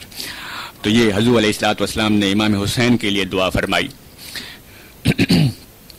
عزیزان گرامی، امام حسین رضی اللہ عنہ نے ان یزیدوں پہ حجت تمام کی تھی، انہیں سمجھایا تھا، آپ نے خطبہ ارشاد فرمایا تھا یہ لڑائی ہونے سے پہلے، اور خطبے میں آپ نے فرمایا تھا کہ اے یزید والو، اے ابن زیاد والو، خون ناحق جو ہے یہ حرام ہے اور خدا کے غضب کا موجب ہے، اور میں نہیں چاہتا، میں تمہیں آگاہ کرنا چاہتا ہوں کہ اس خون ناحق میں جو ہے ہمارا خون نہ بہو، اس خون ناحق کے گناہ میں مبتلا نہ ہو جاؤ۔ میں تم پہ کسی پہ حملہ نہیں کیا، کسی کا میں نے گھر نہیں جلایا، میں نے کسی کو قتل نہیں کیا، پھر تم کیوں میری جان کے درپے ہو؟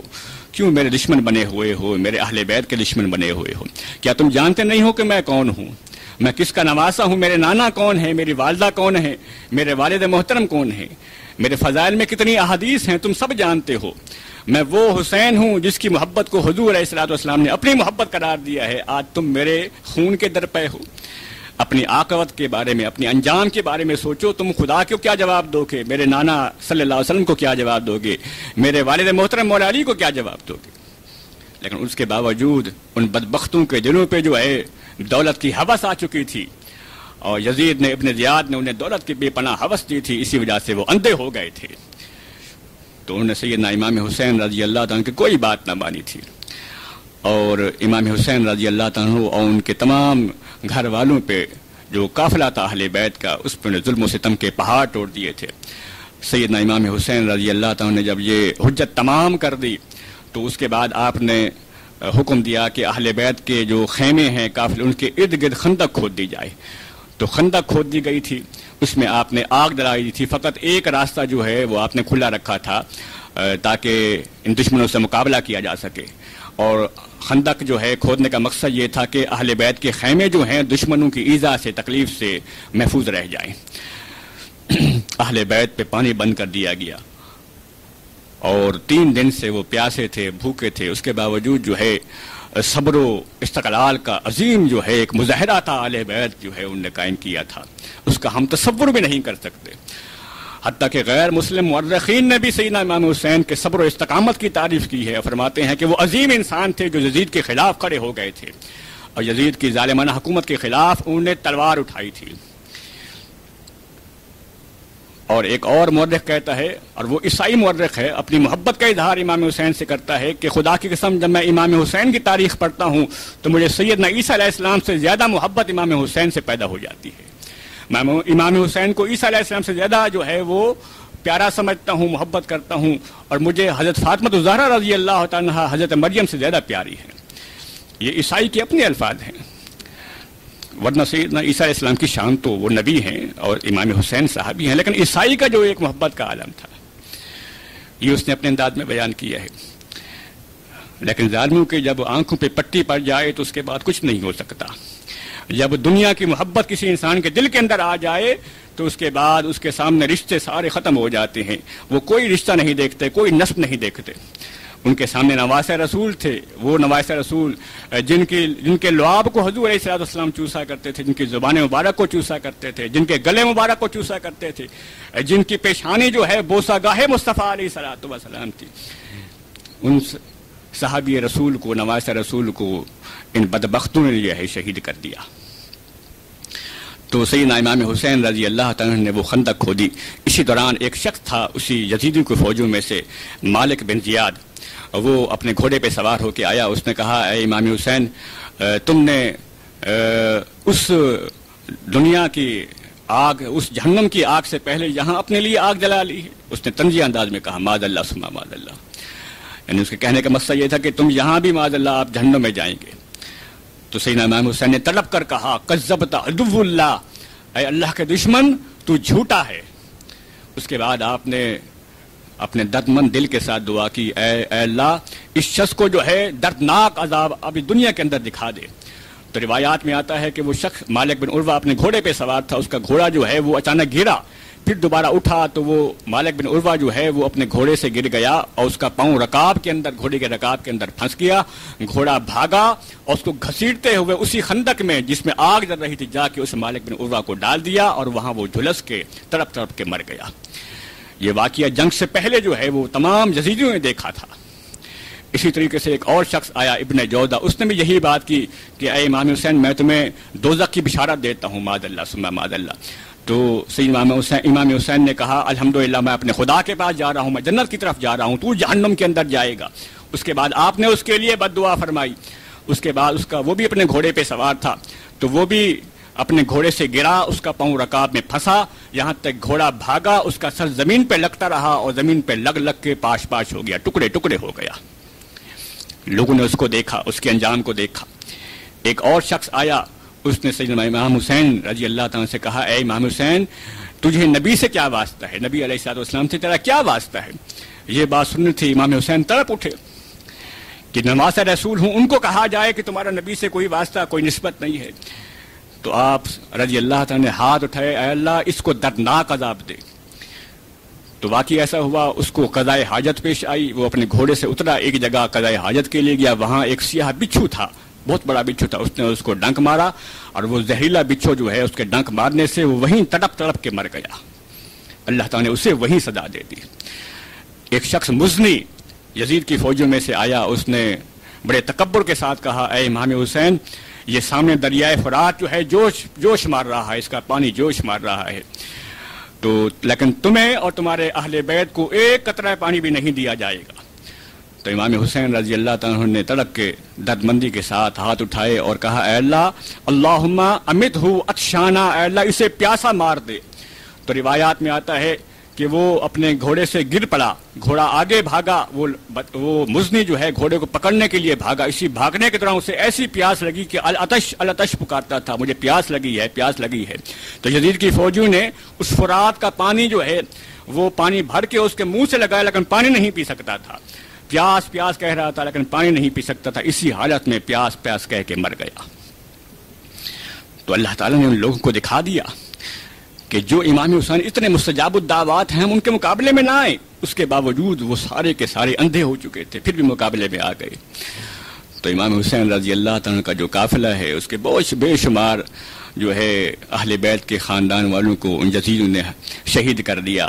علی اکبر رضی اللہ تعالیٰ کو شہید کیا گیا، عباس علمدار رضی اللہ تعالیٰ کے پہلے بازو کاٹے گئے، پھر ان کو شہید کیا گیا، اون محمد کو شہید کیا گیا۔ علی اصغر جو چھوٹے تھے، امام حسین اس کو لے کے یزید کی فوجوں کے سامنے گئے کہ یہ بچہ ہے، ابھی بھوکا پیاسا ہے، اس کو تھوڑا سا پانی پلا دو۔ تو ہرملا کاہل ایک شخص تھا، اس نے تیر مارا، علی اصغر کے گلے میں لگ گیا اور وہ علی اصغر امام حسین رضی اللہ تعالیٰ کے ہاتھوں میں شہید ہو گیا۔ اسی طریقے سے بے شمار جو ہیں آپ رضی اللہ تعالیٰ کے جو گھر والے تھے، آہستہ آہستہ وہ شہید ہونے لگے۔ آخر میں امام حسین رضی اللہ تعالیٰ میدان میں آئے۔ امام حسین رضی اللہ تعالیٰ چونکہ حضور علیہ الصلوۃ والسلام صحابہ کرام اور اہل بیت کے جو پروردہ تھے، انہوں نے کی پرورش کی تھی، انتہائی جری بہادر تھے، تو آپ نے اکیلے سینکڑوں ہزاروں یزیدوں کو آپ نے اکیلے قتل کر دیا، واصل جہنم کر دیا۔ اب یزیدی حیران ہیں کہ اگر ہم نے امام حسین کی تلوار کو نہ روک سکے تو ہم سارے کٹ ہو جائیں گے، کٹ جائیں گے، ہماری 20,000 تعداد ہے وہ 20 کے عدد میں تبدیل نہ ہو جائے۔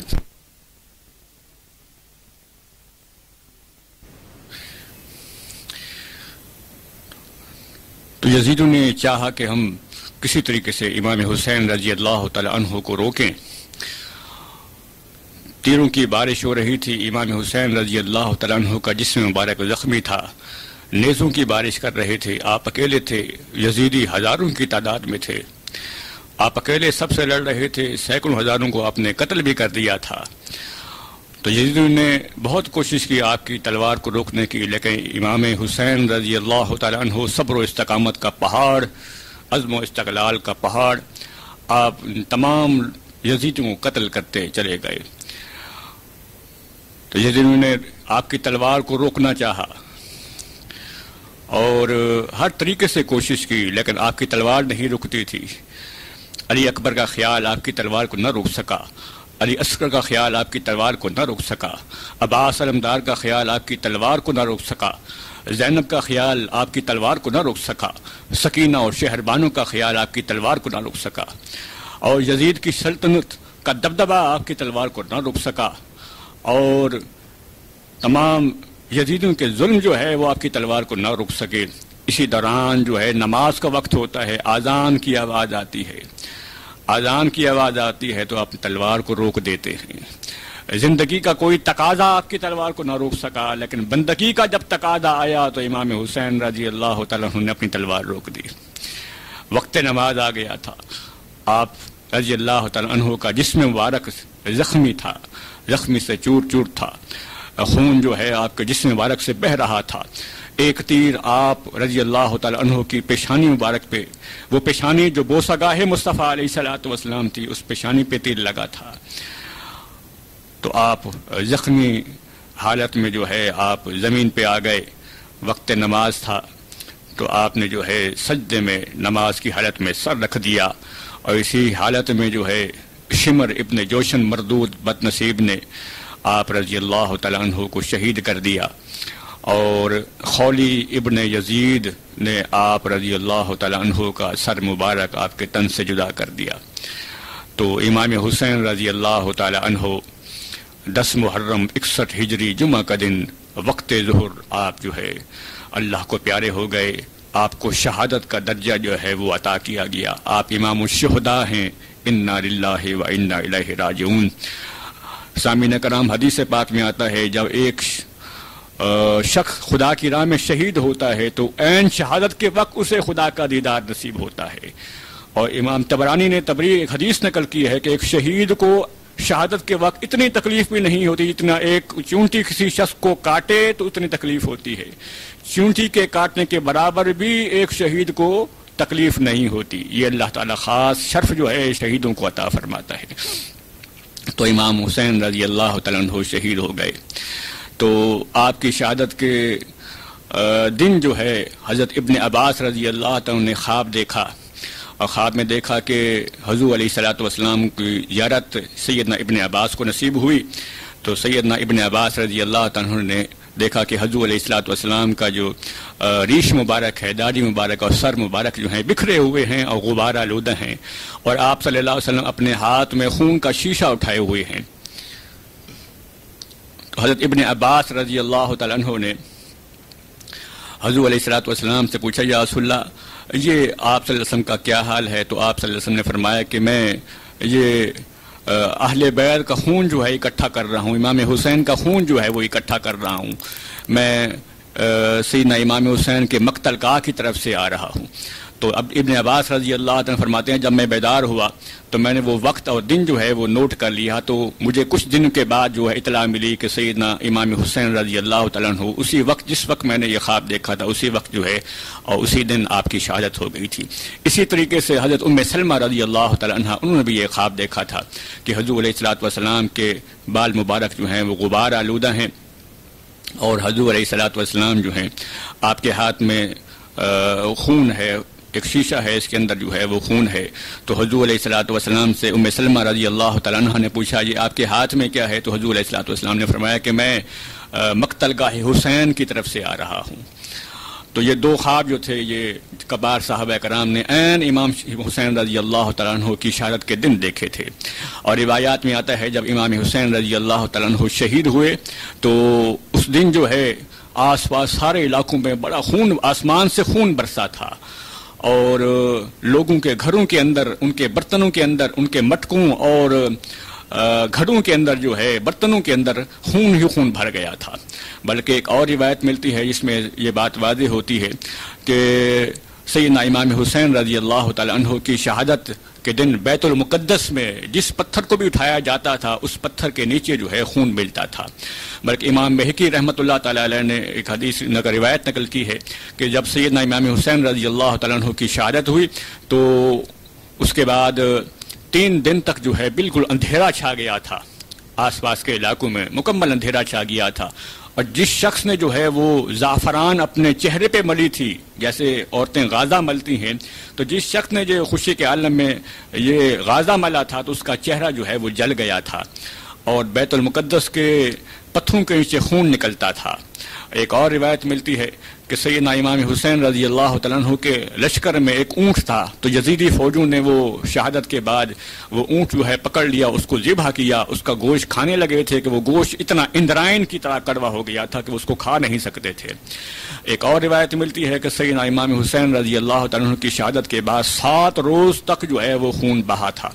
7 روز تک خون آسمان سے برستا رہا تھا اور لوگوں کے گھروں کی عمارتیں اور دیواریں خون سے رنگین ہو گئی تھیں، ان کے کپڑے خون سے رنگین ہو گئے تھے، اور وہ ایسے کپڑے رنگین ہوئے تھے کہ وہ کپڑے پردہ ہو گئے تھے لیکن ان کا وہ خون کا رنگ نہیں جاتا تھا. تو یہ کیفیت پیدا ہو گئی تھی۔ بلکہ بہت سارے صحابہ کرام جو ہیں وہ فرماتے ہیں کہ ہم نے جنوں کو روتے دیکھا سیدنا امام حسین رضی اللہ تعالیٰ عنہ کی شہادت پہ، جن جو ہے وہ روئے تھے۔ اسی طریقے سے آپ رضی اللہ تعالیٰ کی شہادت کے بعد آپ سے بہت ساری کرامات کا جو ہے وہ صدور ہوا۔ ایک کرامات بڑی مشہور ہے کہ آپ رضی اللہ تعالیٰ کے سر مبارک کو جو نیزے پہ اٹھا کے جا رہے تھے یزیدی فوج والے، اور اسی دوران اہل بیت کا قافلہ بھی جا رہا تھا، تو بہت سارے کوفی جو ہیں جنہوں نے آپ کو خط لکھ کے اپنے پاس بلوایا تھا، بعد میں جو ہے آپ کا ساتھ چھوڑ دیا تھا، وہ کوفی اب روتے پیٹتے جو ہے وہ آئے اور اہل بیت اور امام حسین کی شہادت پہ غم کرنے لگے۔ یہی وہ لوگ تھے جو مروانے والے تھے، آج جو ہے وہ امام حسین کی شہادت پہ ماتم کر رہے تھے، رو رہے تھے۔ تو سیدہ طیبہ طاہرہ حضرت زینب رضی اللہ تعالی عنہا وسلام اللہ علیہا، انہوں نے ان کوفیوں سے کہا، اے بدبختو، تم ہی وہ لوگ ہو جنہوں نے ہمیں خط لکھ کے بلوایا تھا اور اس کے بعد جو ہے ہم سے تم نے بے وفائی کی تھی، آج جو ہے تم اہل بیت کے کافروں کی شہادت پہ ماتم کر رہے ہو۔ میری بد دعا ہے قیامت تک اسی طریقے سے تم ماتم کرتے رہو گے، روتے رہو گے، پیٹتے رہو گے۔ تو وہ تو سیدہ ہیں، پاک طاہرہ خاتون ہیں، ان کی دعا جو ہے وہ بارگاہ خداوندی مقبول ہے۔ تو یہ جتنے شیعہ جو روتے ہیں، پیٹتے ہیں، ماتم کرتے ہیں، خنجر زنی کرتے ہیں، اپنے آپ کو مارتے ہیں، دراصل یہ سیدہ طیبہ طاہرہ سیدہ زینب رضی اللہ تعالی عنہا کی بد دعا کا اثر ہے۔ یہ شیعہ قوم جو ہے قیامت تک رہے گی اور اسی طرح یہ اپنے آپ کو مارتے رہیں گے، پیٹتے رہیں گے، ماتم کرتے رہیں گے، دراصل یہ سیدہ کی بد دعا کا اثر ہے۔ تو وہ یزیدی جو ہیں وہ سیدنا امام حسین رضی اللہ تعالیٰ کے سر مبارک کو وہ نیزے پہ لے کے جا رہے تھے، تو اس فوج کے آگے ایک شخص جو ہے وہ سورۃ کہف کی تلاوت کر رہا تھا۔ جب وہ اس آیت پہ پہنچا، ان اصحاب الکہف والرقیم کانوا من آیاتنا عجبا، کہ اصحاب کہف اور رقیم کا واقعہ جو ہے خدا کی بڑی نشانیوں میں سے ہے، تو اسی وقت سیدنا امام حسین رضی اللہ تعالیٰ کے سر مبارک سے آواز آئی، آپ نے خود بولے، اعجب من اصحاب الکہف قتلی و حملی، کہ میرا جو واقعہ ہے، میرا قتل اور میرا نیزے پہ سر اٹھانا جو ہے، یہ اصحاب کہف کے واقعے سے زیادہ عجیب تر ہے۔ یہ آپ نے خود جو ہے فرمایا تھا، اور سارے لوگوں نے آپ کی بات کو سنا تھا، آپ کی آواز کو سنا تھا، کیونکہ اصحاب کہف پہ جو ہے کافروں نے ظلم کیا تھا، لیکن جو ظلم اہل بیت پہ ہوا تو وہ اصحاب کہف پہ کے ظلم سے بہت زیادہ تھا۔ اسی طریقے سے اصحاب کہف جو ہیں وہ کئی سو سالوں کے بعد بولے تھے، یعنی کہ وہ سوئے ہوئے تھے، بعد میں اٹھ کے بولے تھے، زندہ تھے، بولے تھے۔ امام حسین رضی اللہ تعالیٰ کا سر مبارک جو ان کے تن سے جدا تھا، وہ نیزے پہ بولا تھا، یہ واقعہ ان کے واقعے سے زیادہ عجیب تر تھا۔ اسی طریقے سے ایک اور واقعہ ملتا ہے کہ آپ کا سر مبارک جو ہے ایک مقام پہ وہ لے گئے، اس مقام کے پاس ایک عیسائی راہب رہا کرتا تھا۔ عیسائی راہب نے دیکھا کہ اتنا روشن مبارک چہرہ، تو اس نے ان کو کہا کہ ایک رات کے لیے مجھے وہ سر جو ہے وہ دے دو، میں اسے اپنی عبادت خانے میں لے جاتا ہوں۔ تو پہلے وہ نہیں دینے لگے، تو عیسائی راہب نے 80,000 درہم ان کو دیے اور کہا کہ خدا کے واسطے ایک رات کے لیے یہ مبارک سر جو مجھے دے دو۔ تو عیسائی راہب جو ہے وہ سیدنا امام حسین رضی اللہ تعالیٰ عنہ کے سر مبارک کو اپنے کلیسا میں عبادت خانے میں لے گیا، آپ کے سر مبارک کو غسل دیا اور عطر لگائی، معطر کیا، اس کے بعد بڑے ادب کے ساتھ آپ کے سر مبارک کے پاس بیٹھ گیا، اور اس کے بعد ساری رات مشاہدہ کرتا رہا کہ امام حسین رضی اللہ تعالیٰ عنہ کے سر مبارک سے آسمان تک نور کی ایک لہر جو ہے وہ چھا رہی ہے۔ تو یہ جو عیسائی راہب تھا، یہ واقعہ دیکھ کے بعد میں امام زین العابدین رضی اللہ تعالیٰ کے ہاتھ میں مسلمان ہو گیا تھا۔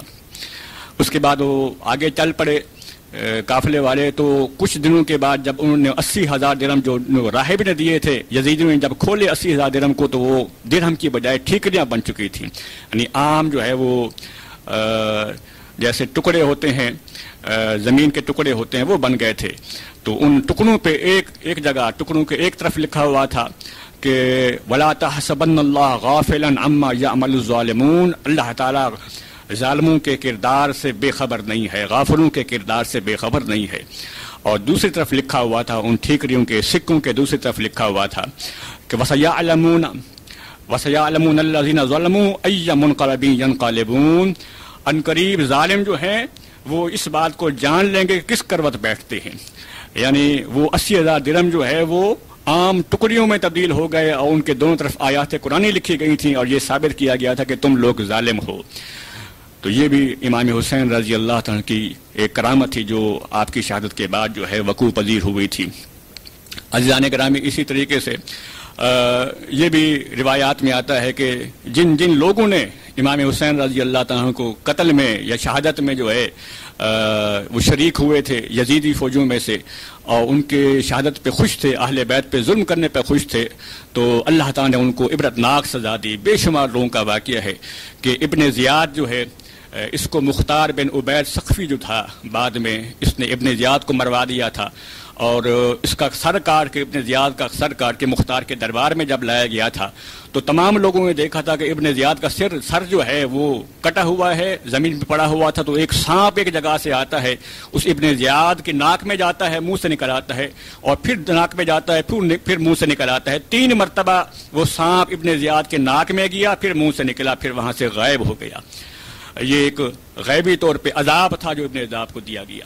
اسی طریقے سے ایک اور شخص جو ہے جس نے امام حسین رضی اللہ تعالیٰ کا سر مبارک جو ہے وہ نیزے پہ اٹھایا ہوا تھا، تو وہ ایسا حسین و جمیل تھا کہ لوگ اس کے حسن کو جو ہے وہ دیکھا کرتے تھے، حیران ہوا کرتے تھے، لیکن امام حسین رضی اللہ تعالیٰ کے شہادت کے بعد اس کا چہرہ انتہائی کری ہو گیا، بدصورت ہو گیا۔ لوگوں نے پوچھا کیا وجہ ہے؟ اس نے کہا جب سے میں نے امام حسین کو شہید کیا تھا تو اس کے بعد روزانہ جو ہے خواب میں 2 انتہائی خوفناک آدمی آتے ہیں اور آ کے میرے چہرے کو آگ کے اوپر اوندھا لٹکا دیتے ہیں، میرا چہرہ جو ہے آگ میں جھلستا رہتا ہے، پگھلتا رہتا ہے، اس کے بعد میری چہرہ جو ہے بگڑ گیا ہے۔ تو کچھ عرصے کے بعد اسی طریقے سے عذاب میں رہ کے مر گیا۔ ایک اور شخص تھا جابر بن یزید ازدی، جس نے امام حسین رضی اللہ عنہ کا امامہ مبارک اتار کے اپنے سر پہ رکھ کے اس نے رقص کیا تھا، خوشی میں، اہل بیت کی شہادت کی خوشی میں اس نے رقص کیا تھا، تو بعد میں پاگل ہو گیا تھا، نالیوں کا پانی پیتا تھا، گندی نالیوں کا پانی پیتا تھا، گوبر اور نجاستیں کھاتا تھا، اس کے گھر والوں نے اسے زنجیر میں جو ہے جکڑ کے رکھ دیا تھا، اس کے بعد وہ اسی حالت میں مر گیا۔ ایک اور شخص تھا، اس کا نام تھا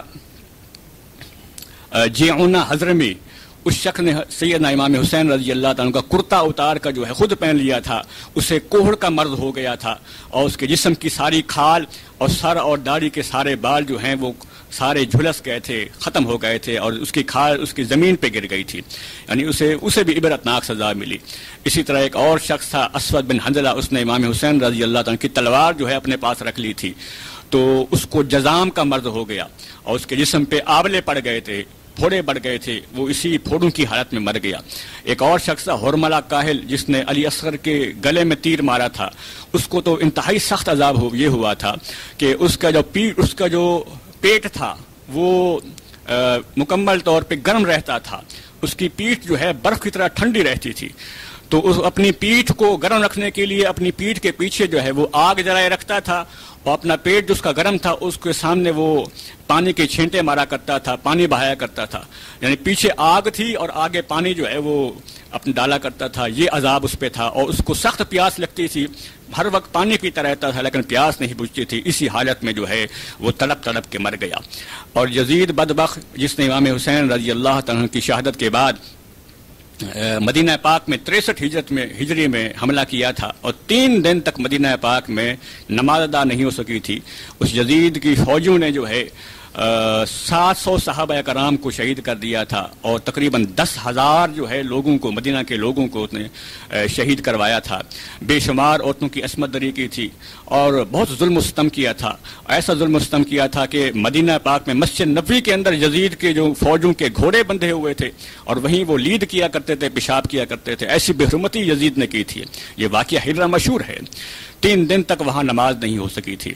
اس کے بعد یہ یزیدی فوج جو ہے خانہ کعبہ چلی گئی، وہاں انہوں نے منجنیق سے جو ہے پتھروں کی بارش کی تھی خانہ کعبہ پہ، کہ خانہ کعبہ جو ہے پورا پتھروں سے بھر گیا تھا، حرم پاک کے ستون جو ہے وہ گر گئے تھے، خانہ کعبہ کا غلاف اور چھت جو ہے اس کو آگ لگا دی گئی تھی، یہاں تک کہ وہ دمبا جو سیدنا عیسیٰ علیہ السلام، سیدنا اسماعیل علیہ السلام کے فدیے کے طور پہ ذبح کیا گیا تھا، اس کے سینگ تھے وہ خانہ کعبہ کی چھت میں محفوظ تھے تبرک کے طور پہ، وہ بھی اس میں جل گئے تھے۔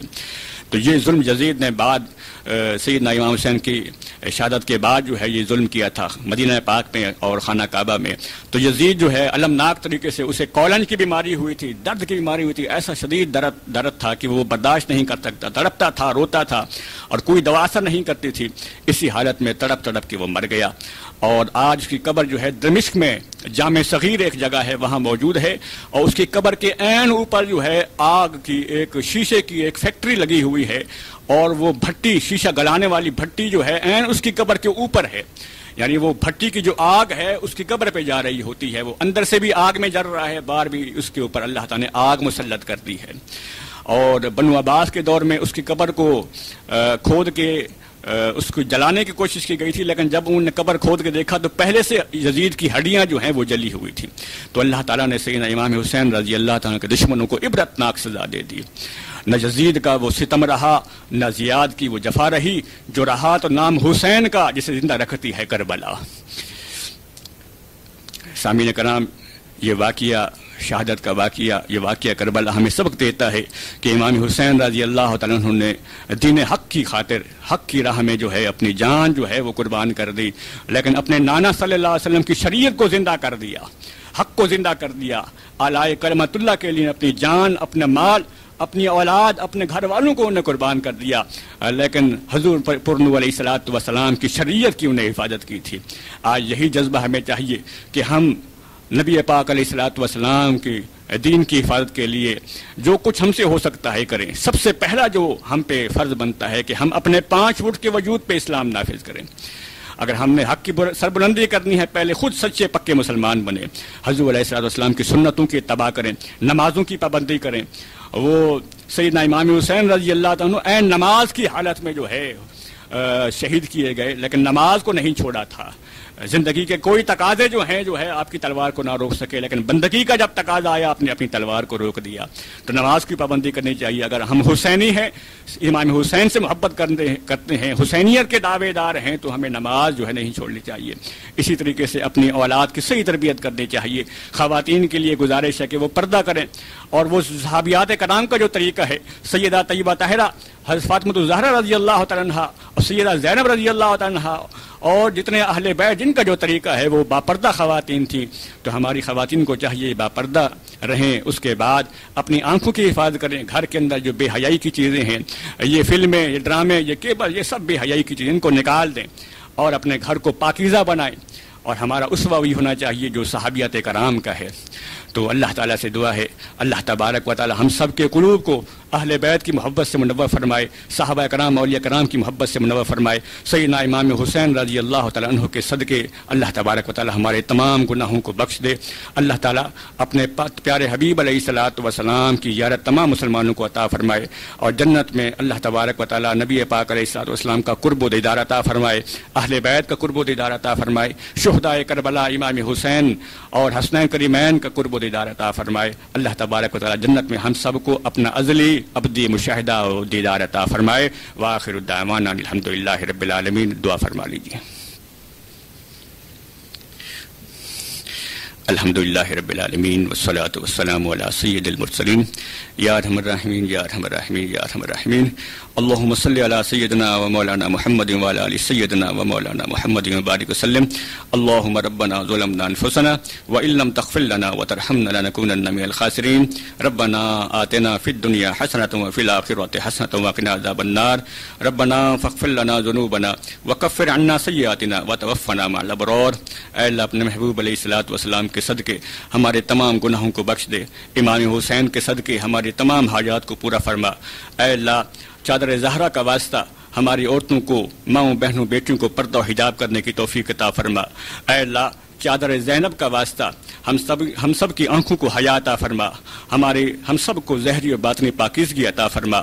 اے اللہ ہماری جو اولاد نافرمان ہے، امام حسین رضی اللہ تعالیٰ عنہ اور امام حسین کا صدقہ اس اولاد کو فرما بردار بنا دے۔ اے اللہ اہل بیت اطہار کا صدقہ تمام بیماروں کو شفاء کاملہ عاجلہ عطا فرما، بے اولادوں کو صالح اولاد عطا فرما، بے ایمانوں کو ایمان کی دولت نصیب فرما، بے روزگاروں کو روزگار نصیب فرما، بے ایمانوں کو ایمان کی دولت نصیب فرما، بے نمازیوں کو نماز پڑھنے کی توفیق عطا فرما۔ اے اللہ ہمارے دکھوں کو سکھوں میں بدل دے، ہماری بدحالیوں کو خوشحالی میں بدل دے، ہماری تکلیفوں کو راحتوں میں بدل دے، ہماری مشکلوں کو آسانیوں میں بدل دے، ہماری خطاؤں کو عطاؤں میں بدل دے، ہماری سزاؤں کو جزاؤں میں بدل دے۔ اے اللہ ہماری برائیوں کو نیکیوں میں بدل دے۔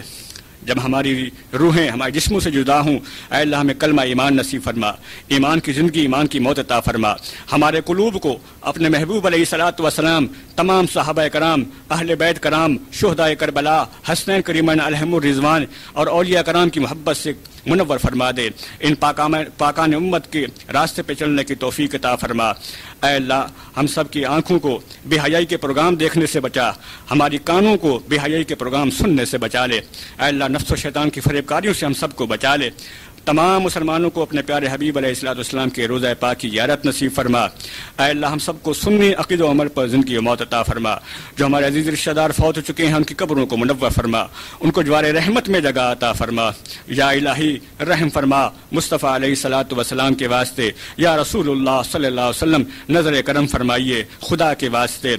اللہم اغفر لنا وارحمنا وہدنا وعافنا وارزقنا وانصرنا واجبرنا وارفعنا، یا رسول اللہ انظر حالنا، یا حبیب اللہ اسمع قولنا، اننا فی بحر ہم مغرق خذ یدینا سہل لنا اشکالنا، سبحان ربک رب العزة عما یصفون وسلام علی المرسلین والحمد للہ رب العالمین، وصلی اللہ تعالی علی خیر خلقہ ونور عرشہ وزینۃ فرشہ سیدنا محمد وآلہ واصحابہ اجمعین برحمتک یا ارحم الراحمین، لا الہ الا اللہ محمد الرسول اللہ۔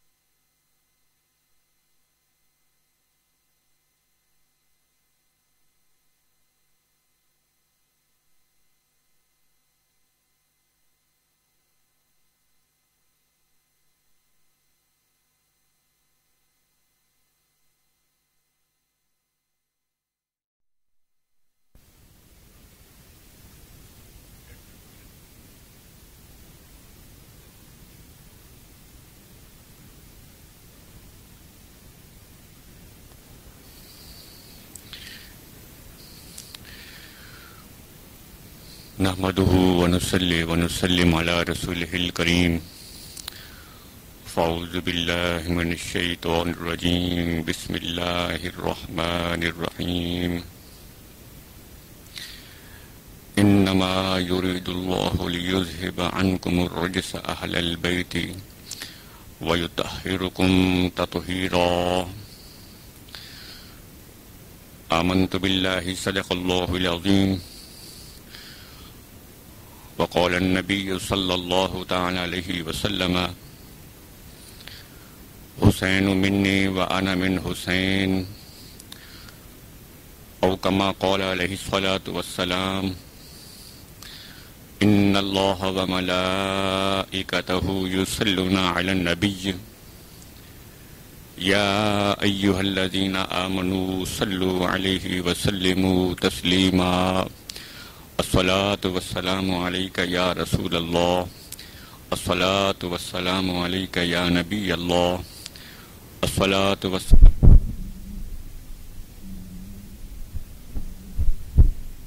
یا رحمت للعالمین الصلاة والسلام علیک یا خاتم النبیین الصلاة والسلام علیک یا رحمت للعالمین الصلاة والسلام علیک یا مراد العاشقین الصلاة والسلام علیک یا انیس الغریبین الصلاة والسلام علیک یا سید المرسلین الصلاة والسلام علیک یا شفیع المذنبین الصلاة والسلام علیک یا حبیب اللہ وعلی آلک و اصحابک یا نور اللہ. سامعین کرام، ہم اللہ تبارک و تعالیٰ کا لامحدود شکر ادا کرتے ہیں کہ اللہ جل شانہ نے ہمیں اپنے محبوب کریم رؤوف الرحیم صلی اللہ تعالی علیہ وسلم کا امتی اور غلام بنایا ہے. اور لامحدود درود و سلام آقا دو جہاں سرور کون و مکان نبی اکرم نور مجسم شفیع معظم نبی محتشم وجہ وجوہ کائنات اصل کائنات